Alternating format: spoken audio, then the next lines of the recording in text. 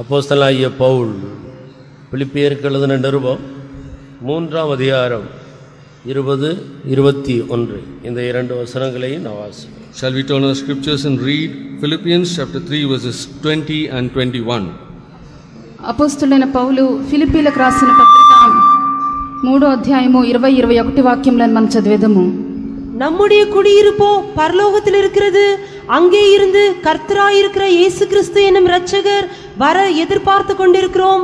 அவர் எல்லாவற்றையும் தமக்கு கீழ்ப்படுத்தி கொள்ளத்தக்க தம்முடைய வல்லமையான செயலின்படியே நம்முடைய அற்பமான சரீரத்தை தம்முடைய மகிமையான சரீரத்திற்கு ஒப்பாக மறுரூபப்படுத்துவார். మన పౌరస్థితి పరలోకమందున్నది, అక్కడి నుండి ప్రభువైన యేసుక్రీస్తును రక్షకుని నిమిత్తం కనిపెట్టుకొని ఉన్నాము. సమస్తమునకు తనకు లోపరుచుకొని జాలిన శక్తిని బట్టి ఆయన మన దీన శరీరమును తన మహిమగల శరీరమునకు సమరూపము గల దానిగా మార్చును.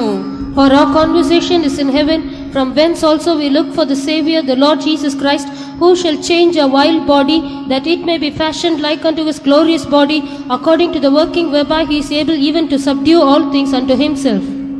கர்த்தருடைய பரிசுத்த நாமத்துக்கு மகிமை உண்டாவதாக. Glory be to the glorious name of the Lord. దేవుని యొక్క పరిశుద్ధ నామమునకు మహిమ కలుగును గాక. பரிசுத்த பவுல் தன்னையும் தன்னோடு கூட பிலிப்பியர் சபையில் இருந்ததான தேவனுடைய ஜனங்களையும் பார்த்து இந்த நிருபத்தை எழுதுகிறார். Saint Paul is telling this apostle to himself and also to the Philippians. పరిశుద్ధ పౌలు తనకును ఫిలిప్పీలో ఉన్నటువంటి సంఘమునకు కలిపి ఒక పత్రిక వ్రాయిచున్నాడు. கிறிஸ்துவுக்குள்ளான பரிசுத்தவான்களுக்கும் கண்காணிகளுக்கும் உதவிக்காரருக்கும் இந்த நிருபம் எழுதப்படுகிறதாக பிலிப்பியர் 1ஆம் அதிகாரம் 1வது வசனத்தில் நான் வாசிக்கிறோம். In Philippians chapter 1 verse 1 we read that this epistle is written to the bishops and deacons. Philippi 1వ అధ్యాయము 1వ వాక్యం చదివినప్పుడు ఫిలిప్పీలో ఉన్న క్రీస్తు యేసునందలి సకల పరిశుద్ధులకును అధ్యక్షులకును పరిచారకులకును ఈ పత్రిక వ్రాయబడి ఉన్నది. அப்போஸ்தலனாகிய பவுலும் அவருடைய உடன் ஊழியக்காரராகிய தீமோத்தேயும் சேர்ந்து பிலிப்பியர் சபையில் பரிசுத்த ஆவியினுடைய அபிஷேகத்தை பெற்று ஜீவிக்கிற விசுவாசிகளுக்கும் அங்கே ஊழியத்துக்கு உதவியாக இருக்கிற கண்காணிகள் உதவிக்காரர் எல்லாருக்கும் சேர்த்து இந்த நிருபத்தை எழுதுகிறார். Apostle Paul and Timotheus, both of them are writing this epistle to all the believers of Philippians and also to the bishops and the deacons of that church. పరిశుద్ధ పౌలును అతని యొక్క జత పనివాడైనటువంటి తిమోతియు ఫిలిప్పీలో ఉన్నటువంటి విశ్వాసులందరికీ అధ్యక్షులందరికీ పరిచారకులందరికీ కూడా ఈ పత్రిక వ్రాయిచున్నాడు. நம்முடைய குடியிருப்போ பரலோகத்தில் இருக்கிறது. For our conversation is in heaven. మన యొక్క పౌరస్థితి పరలోకమందున్నది. இந்த பூமியிலே ஏறக்குறைய 600 கோடி ஜனங்கள் ஜீவித்துக் கொண்டிருக்கிறார்கள். On this earth there are about 600 crores of people living. ఈ యొక్క భూమి మీద దాదాపు 600 కోట్ల జనులు జీవించున్నారు.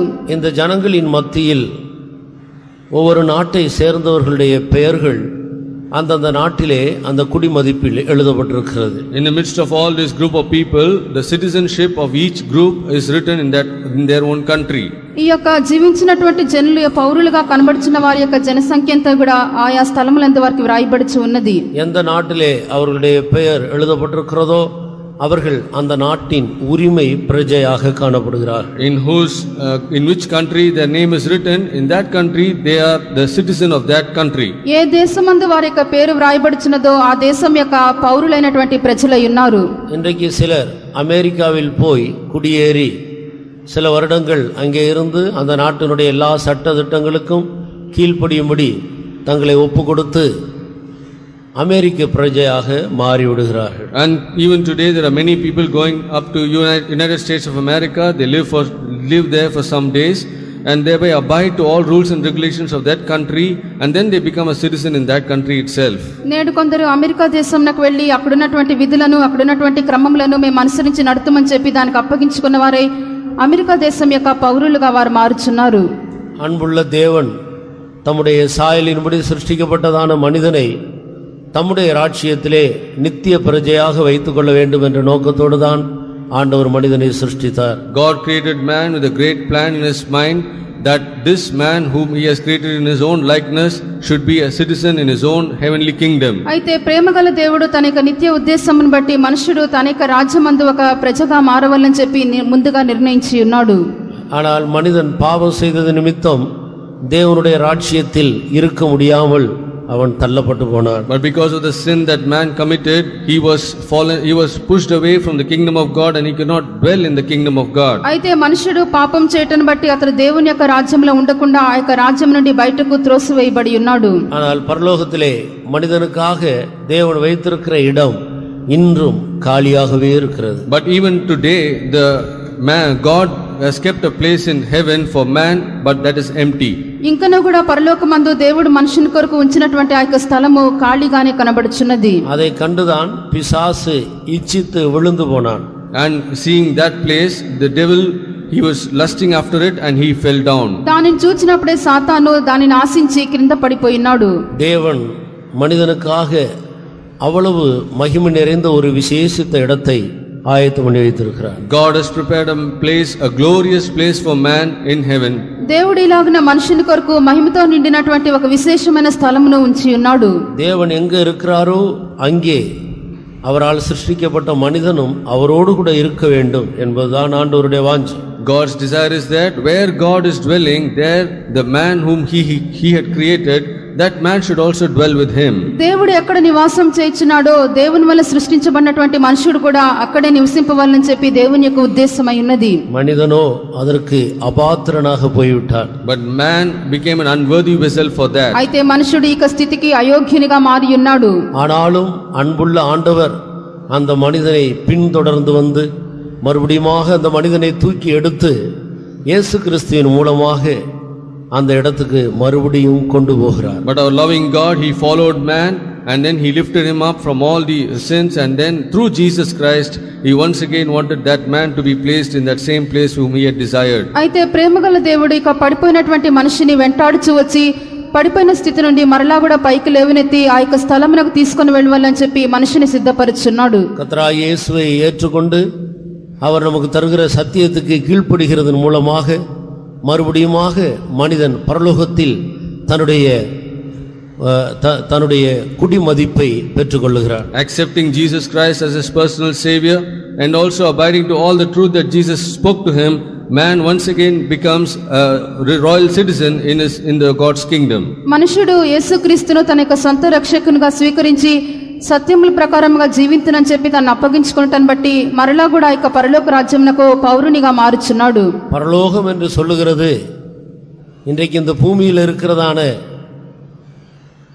நாடுகளைப் போல தேசத்தைப் போல அல்ல. Heaven is not a country or all the countries or nations that we see in this earth. పరలోకం అని చెప్పినది ఇక్కడ మనం భూమి మీద చూచినటువంటి దేశముల వంటిది కాదు. இன்றைக்கு அநேகர் அமெரிக்கா இங்கிலாந்து போன்ற இடங்களுக்கு கடந்து போகிறார்கள். Even today many people are traveling towards America and England. ఈ దినముల్లో అనేకులు అమెరికా ఇంగ్లాండ్ మొదలైన దేశములకు వెళ్ళుచున్నారు. நம்முடைய பாஸ்டராக இருந்த பாஸ்டர் டான் இடத்துல யாராயிலும் போய் நாங்கள் அமெரிக்காவுக்கு வரப்போகிறோம், அதற்காக முயற்சி செய்கிறோம் என்றால் அவர் சொல்லுகிற வார்த்தை வெல்கம் டு சோதோம் என்றுதான் அநேகருக்கு சொன்னார். When someone goes to Pastor Don and when he says that I'm going to come to America, the word that Pastor Don tells to that person is that welcome to Sodom. ఎవరైనా కూడా pastor don గారి వద్దకు వెళ్ళి మేము America దేశమునకు వచ్చుటకు మేము ఆశపడుచున్నామని చెప్పినట్లయితే ఆయన వారితో మీరు సొదొమ దేశమునకు వచ్చుటకు మీకు స్వాగతం అని చెప్పెదరు.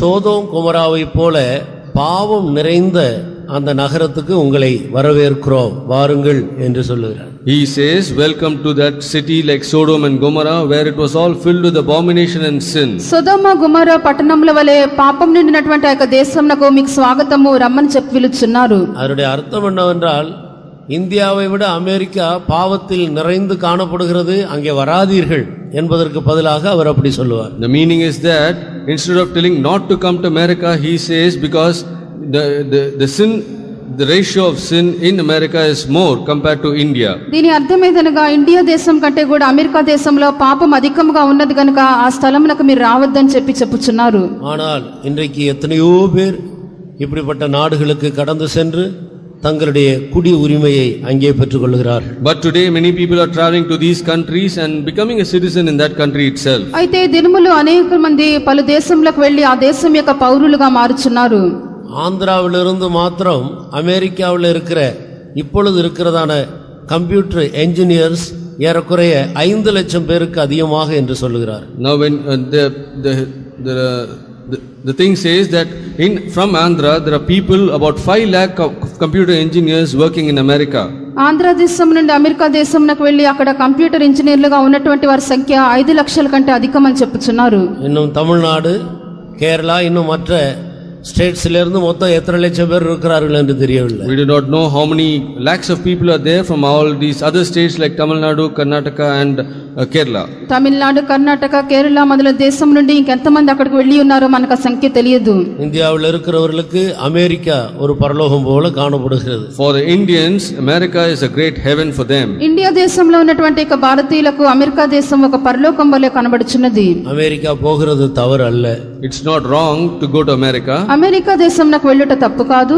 ஆனால் மனிதன் தன்னுடைய குடி உரிமையை வைக்க வேண்டிய ஒரு இடத்தை குறித்து தான் பரிசுத்த பவுல் பிலிப்பியர் சபைக்கு தெளிவாக இங்கே எழுதுகிறார். But Apostle Paul here clearly writes to Philippians about the citizenship that man should keep in a particular place. అయితే మనుషుడు తన యొక్క పౌరస్థితి ఎక్కడ ఉంచుకొనవాలని చెప్పి ఇక్కడ పౌలు ఫిలిప్పీలకు చాలా స్పష్టంగా వ్రాయిచున్నాడు. நீங்கள் எந்த நாடுகளுக்கு சென்று அங்கே நீங்கள் ஜீவித்தாலும் சரி, நம்முடைய குடி உரிமை பரலோகத்தில் இருக்கிறதா என்பதை நாம் சிந்திக்க வேண்டும். To whichever country you may go and stay, but one thing that we should examine is that is our citizenship in heaven.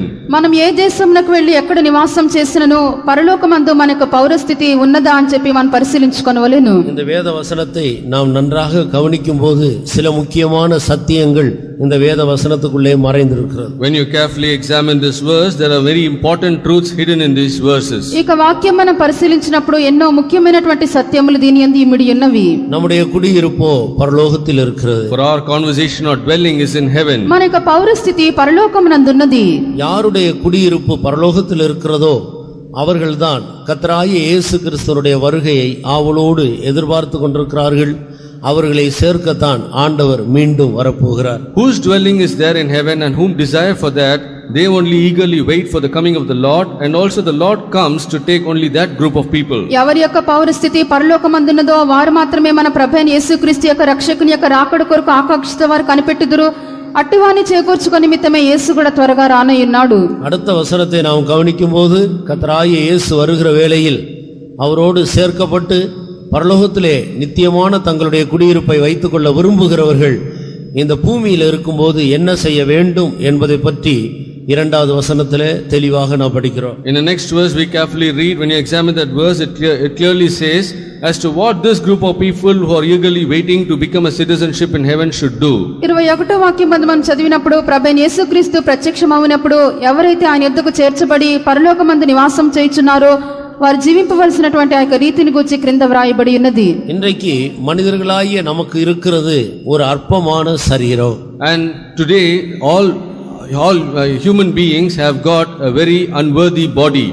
ఈ దినమున మనుషులైనటువంటి మనందరికి కూడా ఉన్నటువంటి శరీరము ఒక దీన శరీరము. இந்த அற்பமான சரீரத்தோடு கூட ஒரு மனிதனும் தேவனுடைய ராஜ்யத்துக்குள்ள பிரவேசிக்க முடியாது. With this vile or unworthy body, no man can go into the kingdom of God. ఈ యొక్క దీన శరీరంతో ఎవరు కూడా దేవుని యొక్క రాజ్యంలోనికి ప్రవేశింపలేడు. மாமிசமும் இரத்தமும் தேவனுடைய ராஜ்யத்தை சுதந்தரிப்பதில்லை. Because the kingdom of in flesh and blood will not enter into the kingdom of God. ఎందుకనగా రక్తమాంసములు దేవుని యొక్క రాజ్యమును స్వతంత్రించుకొన నేరవు. நம்மை சேர்க்கும்படி வரப்போகிற நம்முடைய கர்த்தராகிய இயேசு கிறிஸ்துவுக்கு இருக்கிறது மகிமையான சரீரம். Our Lord Jesus Christ who is going to come and gather all us, he's got a glorious body. మనల్ని చేర్చుకొని నిమిత్తము రానైనటువంటి ప్రభువైన యేసుక్రీస్తునకు మహిమగల శరీరం ఉన్నది. அவருடைய மகிமையான சரீரத்துக்கு ஒப்பாக யார் மாற்றப்படுகிறார்களோ அவர்கள்தான் அவர் வரும்போது அவரோடு சேர்க்கப்படுவார்கள். Only those people who are like unto his glorious body will be taken at his coming. ఆయన యొక్క మహిమగల శరీరమునకు ఎవరైతే సమరూపులుగా మారుచున్నారో వారు మాత్రమే ఆయన ప్రత్యక్షమైనప్పుడు ఆయన యొద్దకు చేర్చబడుదురు. நமக்கு இருக்கிற இந்த அற்பமான சரீரத்தை ஆண்டவருக்கு இருக்கிற அவருடைய மகிமையான சரீரத்துக்கு ஒப்பாக நம்மை மறுரூபப்படுத்துவது எப்படி என்பதை குறித்தும் அந்த வேத வசனம் நமக்கு தெளிவுபடுத்துகிறது. That verse clearly explains to us as to how this vile body can be transformed to that glorious body like our Lord Jesus Christ. మనకున్నటువంటి యొక్క దీన శరీరము ప్రభువైన యేసుక్రీస్తు యొక్క మహిమగల శరీరమునకు సమరూపముగా రూపాంతరపరిచినది ఏది అని చెప్పి ఒక వాక్యమందు వ్రాయబడి ఉన్నది. எல்லாவற்றையும் தமக்கு கீழ்ப்படுத்திக் கொள்ளத்தக்க தம்முடைய வல்லமையான செயலின்படியே ஆண்டவர் மனிதனை அவ்விதமாக மாற்றுகிறார். God is changing man according to the working whereby he is able even to subdue all things unto himself. సమస్తమును తనకు లోపర్చుకొని చాలిన తన యొక్క శక్తిని బట్టియే మనుషుడు ఇలాగ మార్చబడుచున్నాడు. பூமியிலே ஜீவிக்கிற மனிதன் பரலோகத்தில் போய் நித்திய காலமாக ஆண்டவரோடு ஜீவிப்பதற்கு இந்த இரண்டு வசனங்களிலே கொடுக்கப்பட்டிருக்கிறதான் வழி, வேறொரு வழி இல்லை. And for a man who is living in this earth, if he has to go and dwell in heaven with the Lord, the way is given only in these two verses. Apart from this, there is no other way. భూమి మీద ఉన్నటువంటి మనుషుడు పరలోకమందు నిత్యానిత్యముగా దేవునితో కూడా ఉండవల్లంటే ఇక్కడ ఈ వాక్యమందు వ్రాయబడినటువంటి మార్గమే తప్ప మరి ఏ మార్గం మనకి ఇయ్యబడలేదు. இந்த வசனங்களை விளங்கிக் கொண்டு அதற்கு ஏற்ற விதத்தில் நம்மை ஒப்புக் கொடுத்து ஜீவித்து முடிவிலே தேவனோடு கூட நித்தியமாக ஜீவிக்கும்படி கர்த்தருடைய ஆவியானவர் நமக்கு உதவி செய்வார். Let the anointing of the Holy Spirit help us so that we should understand these verses clearly, and we also should commit to these verses so that we can dwell with our Lord Jesus Christ in the kingdom of God. ఈ యొక్క వాక్యములను కూడా సరిగ్గా అర్థం చేసుకొని వాటి కొరకే మనం సమర్పించుకొని నిత్యం కూడా మన ప్రభువుతో కూడా మనం నివసించుటకు ప్రభువే మనకు సహాయం చేయును. நம்முடைய குடியிருப்போ பரலோகத்தில் இருக்கிறது. For our dwelling is in heaven. మన పౌరస్థితి పరలోకమందున్నది. ஒரு மனிதன் எப்போது தன்னுடைய குடியிருப்பை பரலோகத்தில் பதித்துக் கொள்ளுகிறார்? When is a man becoming a citizenship in heaven? ఎప్పుడు మనుషుడు తన యొక్క పౌరస్థితిని పరలోకమందుంచుచున్నాడు? இல்லாவிட்டால் விழுந்து போன மனிதன் எப்போது தன்னுடைய பெயரை பரலோகத்தில் எழுதுவதற்கு அவன் ஆயத்தம் உள்ளவனாக இருக்கிறார்? Or in other words, a fallen man, when is he preparing himself for his name to be written in heaven? లేక పడిపోయినటువంటి మనుషుడు ఎప్పుడు తన యొక్క పేరును పరలోకమందు వ్రాయబడుటకు చోటిచ్చున్నాడు? பரலோகத்தில் பல பகுதிகள் இருக்கிறது. In heaven there are so many places. పరలోకమందు పలు భాగములున్నవి. புதிய பூமி, புதிய வானம், புதிய எருசலேம், அதற்குள்ளே சீயோன் என்ற இப்படி 4 விசேஷித்த இடங்களை பற்றி வேதம் நமக்கு தெளிவாக போதிக்கிறது. நாம் அதை பலமுறை கேட்டு அறிந்திருக்கிறோம். The word of God clearly explains to us, and also we have also heard so many times that there are 4 important places in heaven, like the new earth, new heaven, new Jerusalem, and in that new Jerusalem is Zion. క్రొత్త భూమి, క్రొత్త ఆకాశము, నూతన యెరూషలేము, దాని యందు సియోను, ఈలాగన పలు స్థలములు ఉన్నవని చెప్పి మన వాక్యమూలంగా తెలుసుకొని ఉన్నాము, మనం విని ఉన్నాము. இதற்கு அப்பாற்பட்ட இன்னொரு நித்திய வாசஸ்தலமும் உண்டு, அதுதான் நரகம். Apart from this, there is also another eternal habitation, which is the hell. ఇది కాకుండా మరి ఒక నిత్యమైనటువంటి నివాస స్థలం ఉన్నది, అది నరకము. உலகம் உண்டானது முதல், மனிதன் சிருஷ்டிக்கப்பட்டது முதல், சுருக்கமாக சொன்னால் ஆதாம் முதல் கடைசியாக இந்த உலகம் அழிகிற வரைக்கும் இந்த பூமியில பிறந்து மரித்த ஜீவித்துக் கொண்டிருக்கிற இனி பிறக்க போகிற எல்லா ஜனங்களும் நித்தியத்தில் இந்த 5இல் ஏதாயிலும் ஒரு இடத்துக்கு தான் போக வேண்டும். From the creation of the world, or from the creation of man, shortly saying from Adam till the end of this world, anyone who was dead or anyone who is living or anyone who is going to be born, they have to be present in one of these 5 places in eternal habitation. జగదుత్పత్తి మొదలుకొని మనుషులు సృష్టించబడినది మొదలుకొని క్లుప్తంగా చెప్పినట్లయితే ఆదాం మొదలుకొని జన్మించినటువంటి వారు, మరణించిన వారు, ఇంకనూ కూడా ఇక జన్మింపబోనటువంటి వారు అందరూ కూడా చెప్పబడినటువంటి 5 నివాస స్థలముల్లో దేనిలో ఒక దానిలో అయినా చేరెదరు. இல்லாவிட்டால் இந்த 5 நித்திய வாசஸ்தலங்களில் ஏதாயிலும் ஒன்றில் தான் அவன் தன்னுடைய குடி உரிமையை வைத்திருக்க வேண்டும். Or in other words, this man has to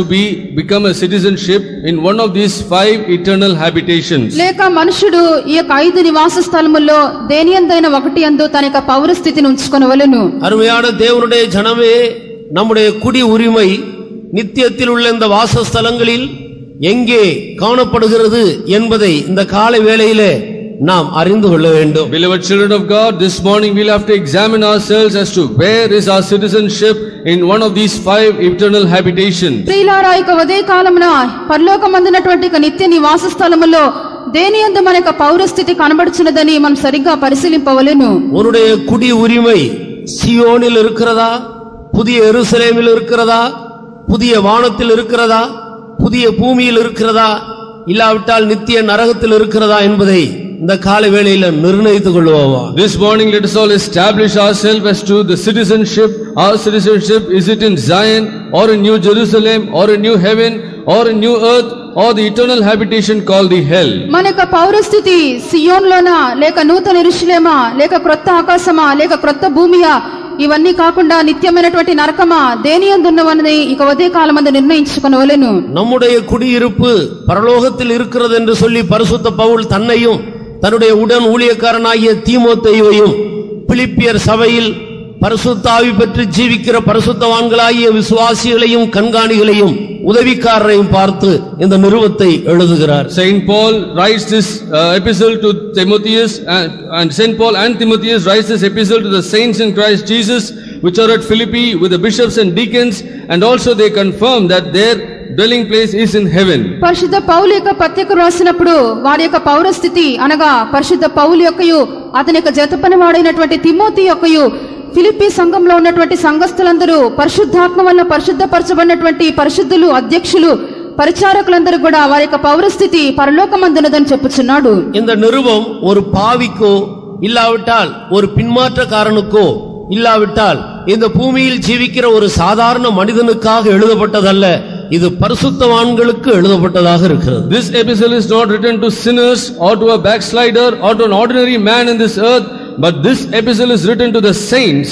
ఈ యొక్క పత్రిక ఇక భూమి మీద ఉన్నటువంటి పాపులకో లేక వెనకబడిపోయిన వారికో కాదు గాని పరిశుద్ధులకు అది వ్రాయబడి ఉన్నది.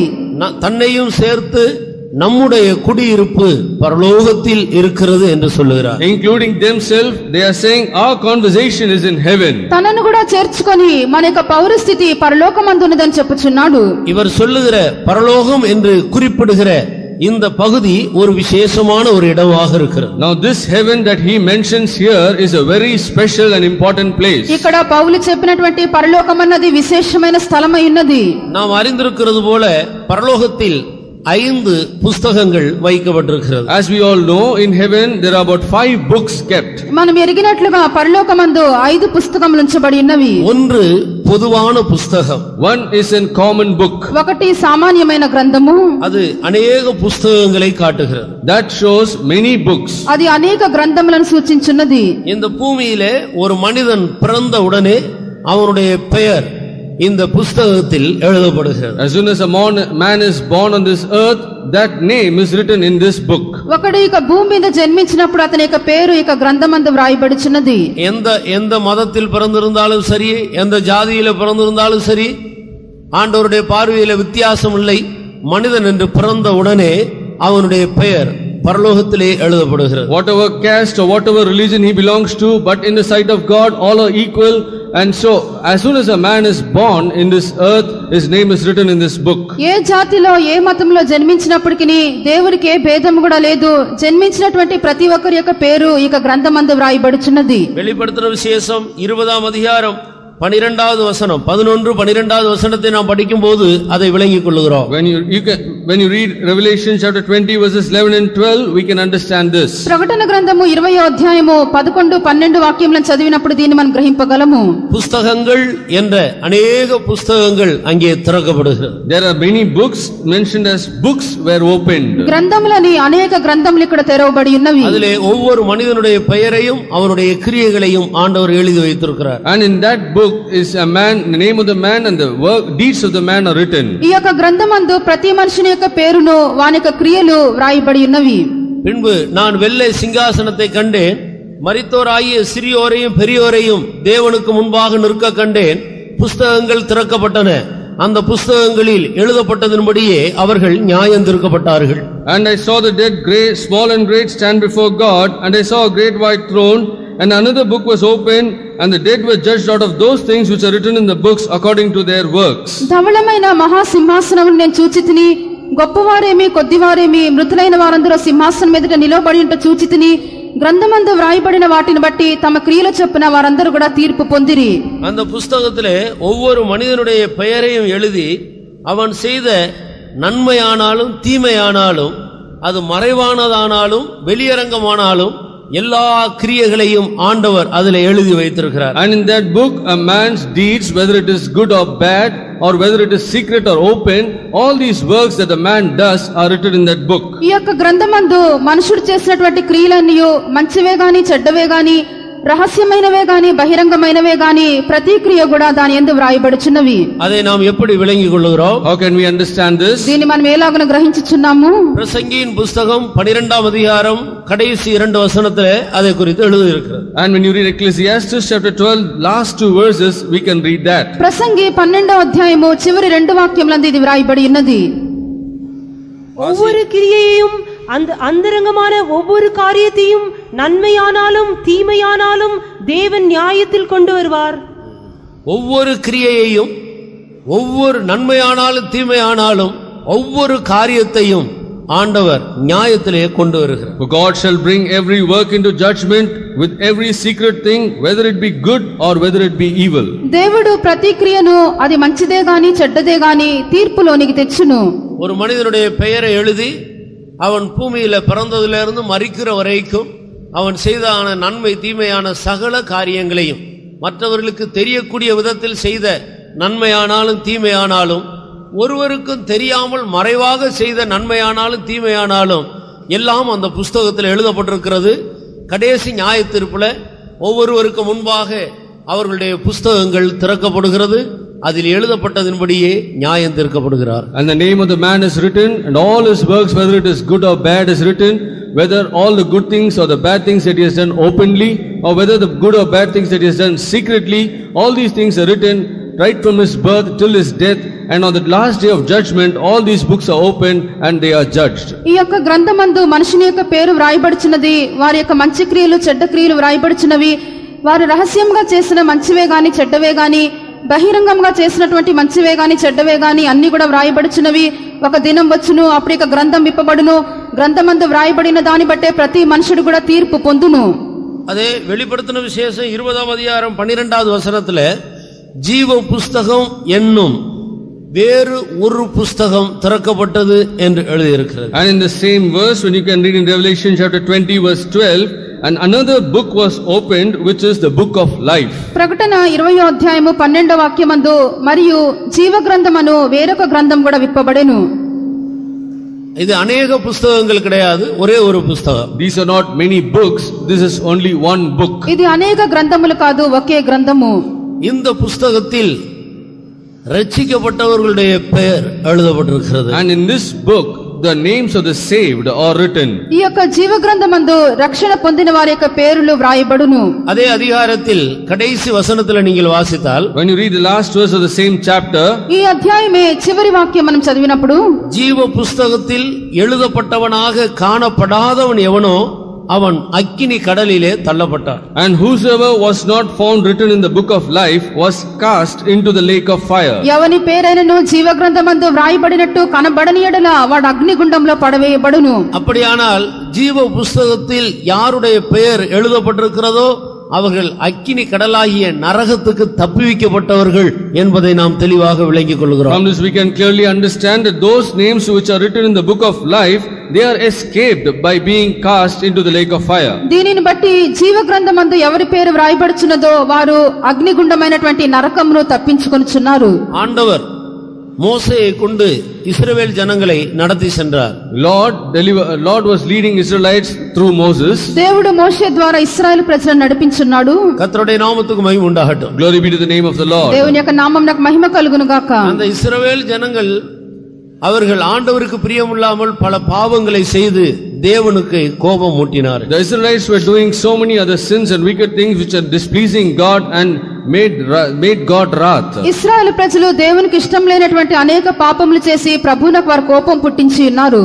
ஆண்டவர் மோசேக்கு சொல்லுகிறார், நான் இந்த சந்ததியை அழிக்க போகிறேன், உன் மூலமாக வேறொரு சந்ததியை நான் உண்டாக்குவேன் என்று சொல்லுகிறார். God is telling to Moses, I am going to destroy this generation and through you I am going to create a new generation. అప్పుడు యెహోవా మోషేతో ఈ యొక్క సంతానం వారిని నాశనం చేసేదను, నీ ద్వారా నేను మరొక సంతానం నేను కలుగజేతునని చెప్పెను. அப்போது மோசே ஆண்டவரிடத்திலே பரிந்து பேசி கெஞ்சி பிரார்த்திக்கிறார். Then Moses intercedes and also begs the Lord and he prays unto the Lord. అప్పుడు మోషే దేవుని యొక్క సన్నిధానమందు అడ్డుపడి వారి నిమిత్తము బతిమాలి ప్రార్థన చేయుచున్నాడు. ஆண்டவரே, இந்த ஜனங்களை நீர் அழிக்க கூடாது, அவருடைய குற்றங்களை மன்னித்து அவர்களை பாதுகாக்க வேண்டும்.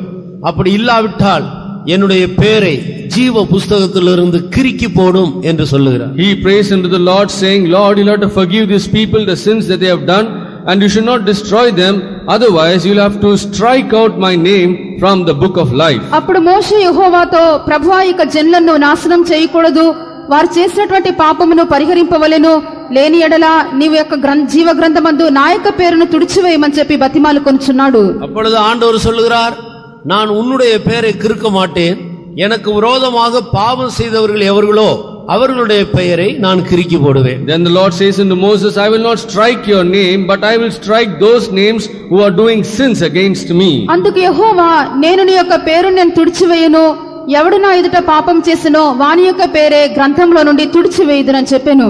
யாத்ராகமம் 32 அதிகாரம் 32 33 வசனத்தை வாசி. When you read Exodus chapter 32 verses 32 and 33. నిర్గమకాండం 32 అధ్యాయము 32 33 వాక్యములు. ஆகிலும் தேவரீர் அவர்கள் பாவத்தை மன்னித்தருளீரானால் மன்னித்தருளும், இல்லாவிட்டால் நீர் எழுதின உம்முடைய புஸ்தகத்திலிருந்து என் பேரை கிறுக்கி போடும் என்றான். அப்பொழுது கர்த்தர் மோசேயை நோக்கி, எனக்கு விரோதமாய் பாவம் செய்தவன் எவனோ அவன் பெயரை நான் புஸ்தகத்திலிருந்து கிறுக்கி போடுவேன். கர்த்தருக்கு ஸ்தோத்திரம். Praise the Lord. దేవునికి స్తోత్రము. ஒரு மனிதன் ரட்சிக்கப்படும் போது அவருடைய பெயர் இந்த ஜீவ புஸ்தகத்திலே எழுதப்படுகிறது. When a man is saved, his name is written in the book of life. ఒక మనుషుడు రక్షించబడినప్పుడు అతని యొక్క పేరు జీవ గ్రంథమందు వ్రాయబడుచున్నది. மனசாட்சியின் காலத்தில் மனசாட்சியின் பிரமாணத்துக்கு கீழ்ப்படிந்து நடந்தால் அவர்களுடைய பெயர் ஜீவ புஸ்தகத்தில் எழுதப்படும். In the dispensation of conscience, when they are obeying to the law of conscience, their name will be written in this book of life. మనసాక్షి కాలమందు మనసాక్షి యొక్క నియమమును ఎవరైతే అనుసరించి నడుచుకొనుచున్నారో వారి యొక్క పేరు జీవ గ్రంథమందు వ్రాయబడును. யாராவது ஒரு சண்டே ஸ்கூல் டீச்சர் பின்னால போய் அந்த ஹாலில் பின்னால விளையாண்டு கொண்டிருக்கிற அந்த பையங்களை வந்து கூட்டத்தில் உட்கார சொல்லுங்க, இல்லாட்டா காம்பவுண்டை விட்டு வெளியே அனுப்புவோம். ஞாயிற்றுக்கிழமை இது விளையாடுகிற நாள் இல்லை, ஹாலுக்குள்ள யாரும் விளையாடக்கூடாது. ஒரு சண்டே ஸ்கூல் டீச்சர் ஒரு போங்க.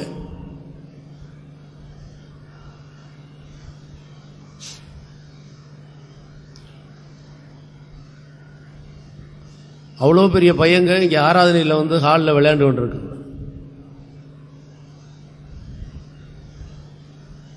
கர்த்தருடைய நாமத்துக்கு மகிமை உண்டாகட்டும். Glory be to the name of the Lord. దేవుని యొక్క నామమునకు మహిమ కలుగును గాక. நியாயப்பிரமாண காலத்தில் நியாயப்பிரமாணத்தின்படி கீழ்ப்படிந்து நடக்கிறவர்களுடைய பெயர் இந்த புஸ்தகத்தில் எழுதப்படுகிறது. In the dispensation of law, those people who are abiding by the law, their names are written in this book. ధర్మశాస్త్ర కాలమందు ధర్మశాస్త్ర ప్రకారంగా నడుచుకున్న వారి పేర్లు ఇక గ్రంథమందు వ్రాయబడును. கிருபையின் காலத்தில் கர்த்தராகிய இயேசு கிறிஸ்துவினுடைய இரத்தத்தால் கழுவப்பட்டவர்களுடைய பெயர் இந்த புஸ்தகத்திலே எழுதப்படுகிறது. In the dispensation of grace, those names who are being washed by the blood of Jesus Christ, their names are written in this book. కృపాకాలమందు ప్రభువైన యేసుక్రీస్తు యొక్క రక్తం చేత కడగబడినటువంటి వారి యొక్క పేర్లు ఇక గ్రంథమందు వ్రాయబడును. இப்படி மனிதன் ரட்சிக்கப்படும் போது அவனுடைய பெயரை ஆண்டவர் இந்த புஸ்தகத்திலே எழுதுகிறார். இந்த புஸ்தகத்துக்கு பெயர் ஜீவ புஸ்தகம். In this manner, when a man is saved, God is writing his name in this book, and this book is called the book of life. అందుచేత రక్షణ పొందినప్పుడు మనుషుని యొక్క పేరు ప్రభు యొక్క గ్రంథమందు వ్రాయిచున్నాడు. ఈ గ్రంథం పేరు జీవ గ్రంథము. இங்கே கூடி வந்திருக்கிறவர்களில் எத்தனை பேருக்கு நிச்சயம் உண்டு என்னுடைய பெயர் ஜீவ புஸ்தகத்திலே எழுதப்பட்டிருக்கிறது? Those who have gathered here, how many of us have got this confirmedness or certainty that my name is written in the book of life? ఇక్కడ కూడి వచ్చినటువంటి వారిలో ఎంతమందికి నా యొక్క పేరు జీవ గ్రంథమందు వ్రాయబడి ఉన్నదని నిశ్చయిత కలదు?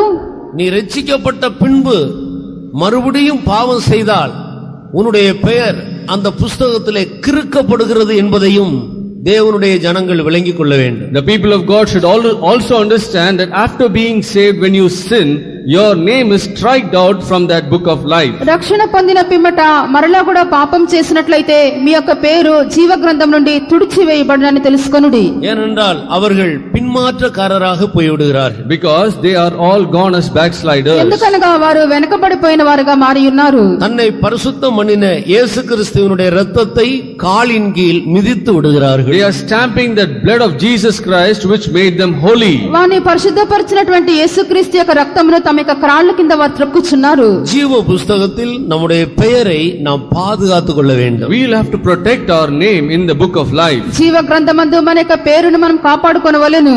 பேரு எழுதப்பட்டது பெரிய ஆசீர்வாதம், மிகுந்த மகிழ்ச்சி.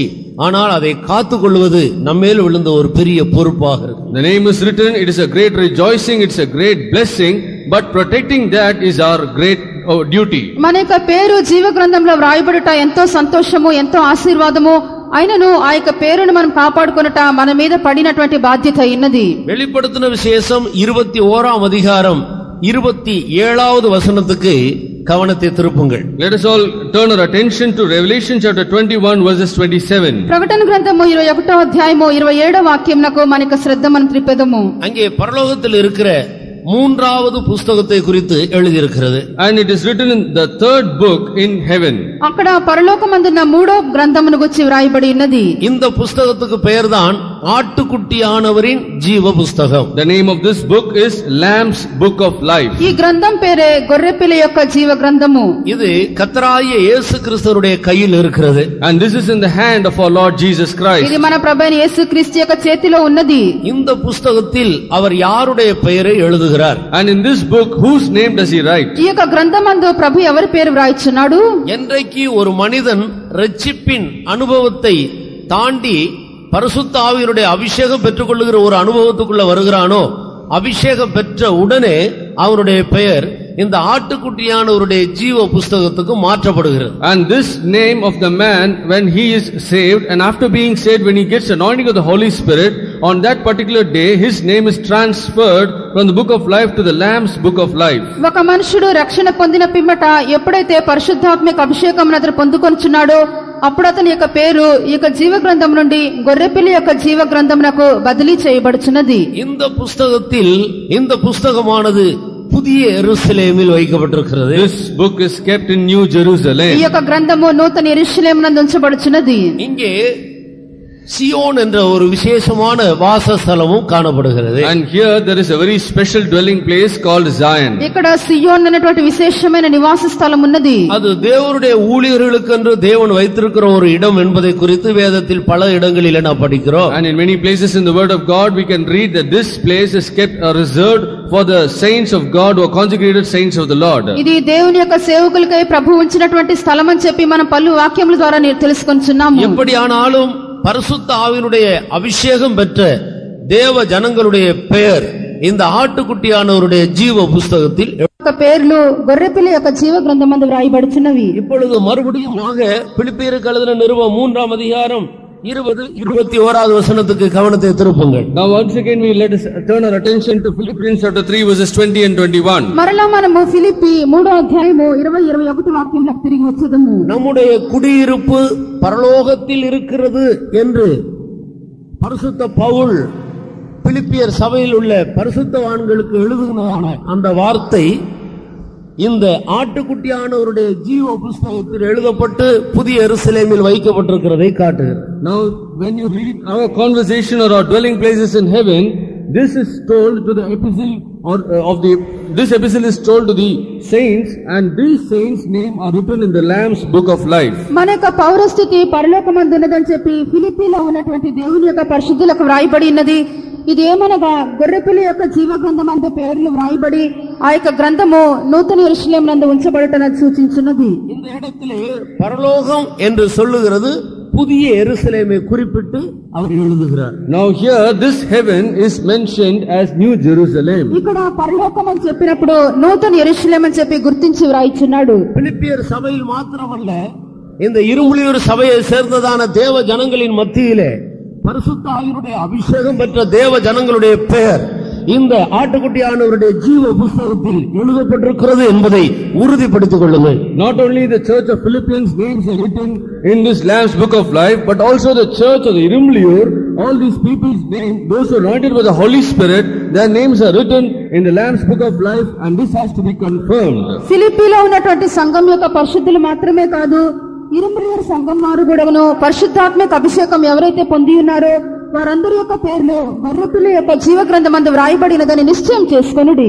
மல்கியாவின் புஸ்தகம் 3ஆம் அதிகாரம் 16வது வசனத்தில் நீங்கள் வாசித்தால், கர்த்தருடைய நாமத்தை நாம் எப்பொழுதெல்லாம் தியானிக்கிறோமோ அவருக்கு பயந்து அவருடைய வசனத்தை தியானிக்கும் பொழுதெல்லாம் அவர்களுடைய நற்கிரியைகள் ஞாபக புஸ்தகம் என்ற ஒரு புஸ்தகத்திலே எழுதப்பட்டு வருகிறது. When you read Malachi chapter 3 verse 16, there it is said about the a book of remembrance, and it was written before him, and all the good deeds that the man does, these deeds are written in this book. మలాకి 3వ అధ్యాయము 16వ వాక్యమందు యెహోవా యందు భయభక్తులు గల వారందరూ కూడా వారు చేయించినటువంటి సత్క్రియలన్నీ జ్ఞాపకార్థంగా ఒక గ్రంథమందు జ్ఞాపకార్థ గ్రంథంలో వ్రాయబడుచున్నవి. இந்த பூமியிலே முழங்கால்களை உடைத்து தேவனோடு ஜெபத்தில் பேசி மகிழ்ந்த அந்த சந்தர்ப்பங்கள், கர்த்தருடைய வசனங்களை தியானித்து அதிலே கலிகூர்ந்த சந்தர்ப்பங்களை எல்லாம் ஆண்டவர் இந்த புத்தகத்தில் எழுதி வருகிறார். All those instances when we kneel down and pray unto the Lord and we have a close communication with the Lord, and also when we meditate upon His word, all these instances are written in this book of remembrance. మనం మోకాళ్ళు నీక భూమి మీద ఎప్పుడెల్లా ప్రార్థన చేయొచ్చు, మన ప్రభుతో మాట్లాడుచున్నామో, ఎప్పుడెల్లా మన దేవుని యొక్క వాక్యం చదివి దాన్ని ధ్యానించున్నామో, ఆ యొక్క సందర్భములన్నీ కూడా జ్ఞాపకార్థ గ్రంథమందు వ్రాయబడుచున్నవి. கர்த்தராகிய இயேசு வரும்போது அதற்குரிய பிரதிபலனை கொண்டு வந்து கொடுக்கும்படியாக இந்த ஞாபக புத்தகம் பரலோகத்தில் வைக்கப்பட்டிருக்கிறது. When our Lord Jesus Christ returns back and to give all the fruits of all these good deeds, this book of remembrance is kept in heaven. ప్రభువైన యేసుక్రీస్తు వచ్చినప్పుడు ఈ క్రియలకు తగినటువంటి ప్రతిఫలం అనుగ్రహించిన నిమిత్తమే ఇవన్నీ కూడా జ్ఞాపకార్థ గ్రంథమందు వ్రాయబడి ఉన్నవి. முழங்காலை முடக்கி கர்த்தருடைய சமூகத்தை நோக்கி ஜெபித்து விட்ட கண்ணீர் எல்லாம் அங்கே துருத்தியிலே வைக்கப்பட்டிருக்கிறது என்று இதை குறித்து தான் சொல்லப்பட்டிருக்கிறது. Only regarding this is mentioned in the word of God that all your tears that you have kneeled down and prayed, they are all kept in a vessel. Only this is mentioned there. నీవు మోకాళ్ళు నువ్వు ప్రార్థించినప్పుడు నువ్వు విడిచినటువంటి కన్నీళ్లంతా కూడా ఈ యొక్క బుడ్డిలోనే ఉంచబడి ఉన్నవని చెప్పి జ్ఞాపకార్థంగా అక్కడ వ్రాయబడి ఉండును. நீங்கள் கர்த்தரை நோக்கி வேதனையோடு ஜெபித்த ஜெபங்கள் ஒன்றும் மறக்கப்பட்டு போகிறதில்லை. All the prayers that you have prayed unto the Lord with all great pain and sorrow, they are all not forgotten. ప్రభు యొద్ద మీరు వేదనతో చేయించినటువంటి ఏ ప్రార్థన కూడా మరవబడదు. அவைகள் எல்லாவற்றையும் ஆண்டவர் ஞாபக புத்தகத்திலே கணக்கில் வைத்திருக்கிறார். All these prayers are written in the book of remembrance and they are all accounted. ఇవన్నీ కూడా ప్రభు తన యొక్క జ్ఞాపకార్థ గ్రంథమందు వాటిని వ్రాసి తన యొక్క లెక్కలో ఉంచుకొని ఉన్నాడు. நாம் பரலோகத்துக்கு போகும்போது அதற்கெல்லாம் தக்க பிரதிபலனை ஆண்டவர் நமக்கு தருவார். When we go to heaven, God will give a fruit for all those things. మనం పరలోకంలోకి వెళ్ళినప్పుడు వీటికి తగినటువంటి ప్రతిఫలం ప్రభు మనకు అనుగ్రహించును. இக்காலத்து பாடுகள் இனி வரும் மகிமைக்கு ஒப்பிடத்தக்கவைகள் அல்ல. And all these afflictions are very much light when you compare to the glory that is going to come. ఇప్పటి కాలపు శ్రమలు రాబోతున్నటువంటి మహిమ ఎదుట ఎన్నదగినవి కావు.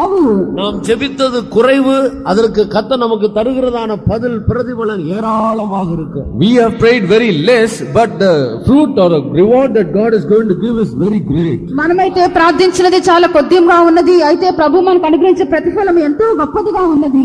₹1 கொடுத்து ஒரு லாட்டரி சீட்டு வாங்கி ₹1,00,000 நாம் பரிசு பெற்றுக் கொள்கிறது போலதான் நாம் கொடுக்கிறது ₹1 போல கொஞ்சம், ஆண்டவர் நமக்கு தருகிறது அந்த ₹1,00,000 போல ஏராளமாக இருக்கும். Like how giving ₹1 and purchasing a lottery ticket and getting lakh of rupees, in the same manner we are giving just ₹1, a small portion of prayer, but God is giving a reward in abundance. ₹1 ఇచ్చి ఒక lottery ticket మనం తీసుకున్న పిమ్మట దానికి బహుమతిగా మనం లక్షల కొద్ది రూపాయలను పొందుకుంటున్నాము. అలాగే మన యొక్క ప్రార్థనగా ₹1 మనం ఇచ్చినట్లుగా ఉన్నది, దానికి ప్రతిఫలంగా మనం ఎంతో అధికంగా మనం పొందుకొని పోవచ్చున్నాము. இப்படி ஒரு ஞாபக புத்தகமும் பரலோகத்தில் வைக்கப்பட்டிருக்கிறது. In this manner the book of remembrance is also kept in heaven. ఇలాగన జ్ఞాపకార్థ గ్రంథము పరలోకమందు ఉంచబడి ఉన్నది. சோர்ந்து போகாமல் நற்கிரியைகளை செய்யுங்கள். And do not be fainted, but do the good works. మన విశ్వక సమస్యలకు సత్క్రియలు మనం చేసేదము. ஜெபத்திலே உறுதியாய் தரித்திருங்கள். Steadfast in prayer. ప్రార్థనయందు పట్టుదల గలవారయుండుడి. இரவும் பகலும் கர்த்தருடைய வேதத்தில் தியானமாக இருங்கள். And night and day meditate upon the word of God. రాత్రింబగళ్ళు దేవుని యొక్క వాక్యమును ధ్యానించి ఉండుడి. அவைகள் ஒன்றையும் மறந்து போகாமல் எல்லாவற்றையும் ஆண்டவர் ஞாபக புத்தகத்திலே எழுதி வருகிறார். And all these things are not forgotten by the Lord, and every deed is written in that book of remembrance. ఏది కూడా ప్రభు మర్చిపోకుండా తన యొక్క జ్ఞాపకార్థ గ్రంథమందు వాటిని వ్రాయించున్నాడు. எப்படி ஆயிலும் பரிசுத்த ஆவியினுடைய அபிஷேகம் பெற்ற அப்பொழுதே அவர்களுடைய பெயர் ஆட்டுக்குட்டியானவருடைய ஜீவ புத்தகத்துக்கு கொண்டு வரப்படுகிறது. However, on the day of the anointing of the Holy Spirit, their names are brought into the Lamb's book of life. పరిశుద్ధాత్మక అభిషేకము పొందినటువంటి దినమందు వారి యొక్క పేర్లు గొర్రెపిల్ల యొక్క జీవ గ్రంథంలోకి తీసుకొని రాబడుచున్నవి. இந்த கோடிக்கணக்கான ஜனத்தின் மத்தியில் தேவாதி தேவனுடைய கையில் இருக்கிறதான அந்த ஆட்டுக்குட்டியானவருடைய ஜீவ புத்தகத்தில் நம்முடைய பெயர் எழுதப்பட்டிருக்கிறது என்றால் நாம் எவ்வளவு நன்றியுள்ளவர்களாக இருக்க வேண்டும். In the midst of crores of people in this world, our name, if they are written in the Lamb's book of life, which is in the hand of our Lord Jesus Christ, how grateful we should be to the Lord. ఇక భూమి మీద కోట్ల కొలది జన్లు కనబడుచుండగా ప్రభు యొక్క చేతిలో ఉన్నటువంటి యొక్క గొర్రెపిల్ల యొక్క జీవ గ్రంథమందు మన యొక్క పేర్లు వ్రాయబడి ఉన్నవనంటే మనం ఎంత కృతజ్ఞత గల వారంగా ఉండవలెను.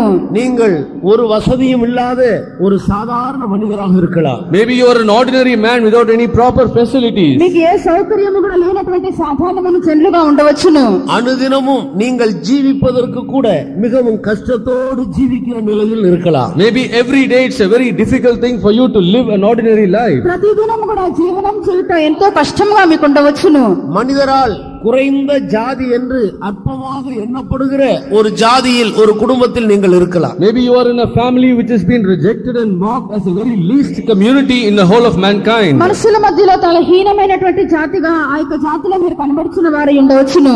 புருஷனை இழந்த ஒரு விதவையாக இருக்கலாம். Maybe you are a widow who has lost your husband. భర్తను పోగొట్టుకున్న విధవరాలై ఉండవచ్చును. இல்லாவிட்டால் மனைவியினால் கைவிடப்பட்ட ஒரு புருஷனாக இருக்கலாம். Maybe you are a husband being mocked or being deceived by your wife. లేక భార్య చేత విడవబడినటువంటి భర్తగా ఉండవచ్చును. பெற்றோர்களை இழந்த பிள்ளைகளாக இருக்கலாம். Maybe you are children who have lost your parents. తల్లిదండ్రులను పోగొట్టుకున్న పిల్లలు ఉండవచ్చును. நீங்கள் பரிசுத்த ஆவியினுடைய அபிஷேகத்தை பெற்று இருந்தால் நீங்கள் சந்தோஷப்பட்டு கலிகூறுங்கள். உங்களுடைய பெயர் ஆட்டுக்குட்டியானவருடைய ஜீவ புஸ்தகத்திலே எழுதப்பட்டிருக்கு. But if you have been anointed by the anointing of the Holy Spirit, rejoice and be glad because your name is written in the Lamb's book of life. అయితే మీరు పరిశుద్ధాత్మక అభిషేకం పొందిన వారు అయినట్లయితే సంతోషించి ఆనందించుడి. మీ పేరు పరలోకమందు గొర్రెపిల్ల యొక్క జీవ గ్రంథమందు వ్రాయబడెను. தேவனுடைய மகிமையினால் நிறைந்த அந்த புதிய எருசலேமாகிய பரிசுத்த நகரத்தில் நீங்கள் பிறப்பு உரிமை குடி உரிமை பெற்றிருக்கிறீர்கள். You have become the citizenship or got the citizenship in that holy city or the glorious city called Jerusalem. మీరు ఆ యొక్క మహిమగల పట్టణమైనటువంటి నూతన యెరూషలేము అనే పట్టణమందు జన్మ హక్కును పౌర స్థితిని మీరు పొంది ఉన్నారు. பெற்றிருந்த அனுபவத்துக்குள்ளாக கடந்து வந்தவர்கள் கர்த்தரை மகிமைப்படுத்த வேண்டாமா? And is it not a very great duty for those who have received the anointing of the Holy Spirit to glorify the Lord? పరిశుద్ధాత్మను పొందిన వారి యొక్క విషయమందు దేవుని మహిమపరచవద్దా? தேவன் இலவசமாக இவ்வளவு பெரிய ஒரு பாக்கியத்தை ஆண்டவர் நமக்கு தந்திருக்கிறாரே. God has given freely such a great blessing. ఎంతో గొప్ప ధన్యతను ప్రభు మనకు ఉచితంగా అనుగ్రహించి ఉన్నాడు. பரிசுத்தாவி பெற்ற தேவனுடைய ஜனங்கள் கரங்களை உயர்த்தி கர்த்தரை மகிமைப்படுத்துங்கள். And those who have been anointed with the Holy Spirit, raise up your hands and praise the Lord. పరిశుద్ధాత్మను పొందిన దేవుని చెల్ల చేతులెత్తి దేవుని మహిమపరచుడి. హల్లెలూయా హల్లెలూయా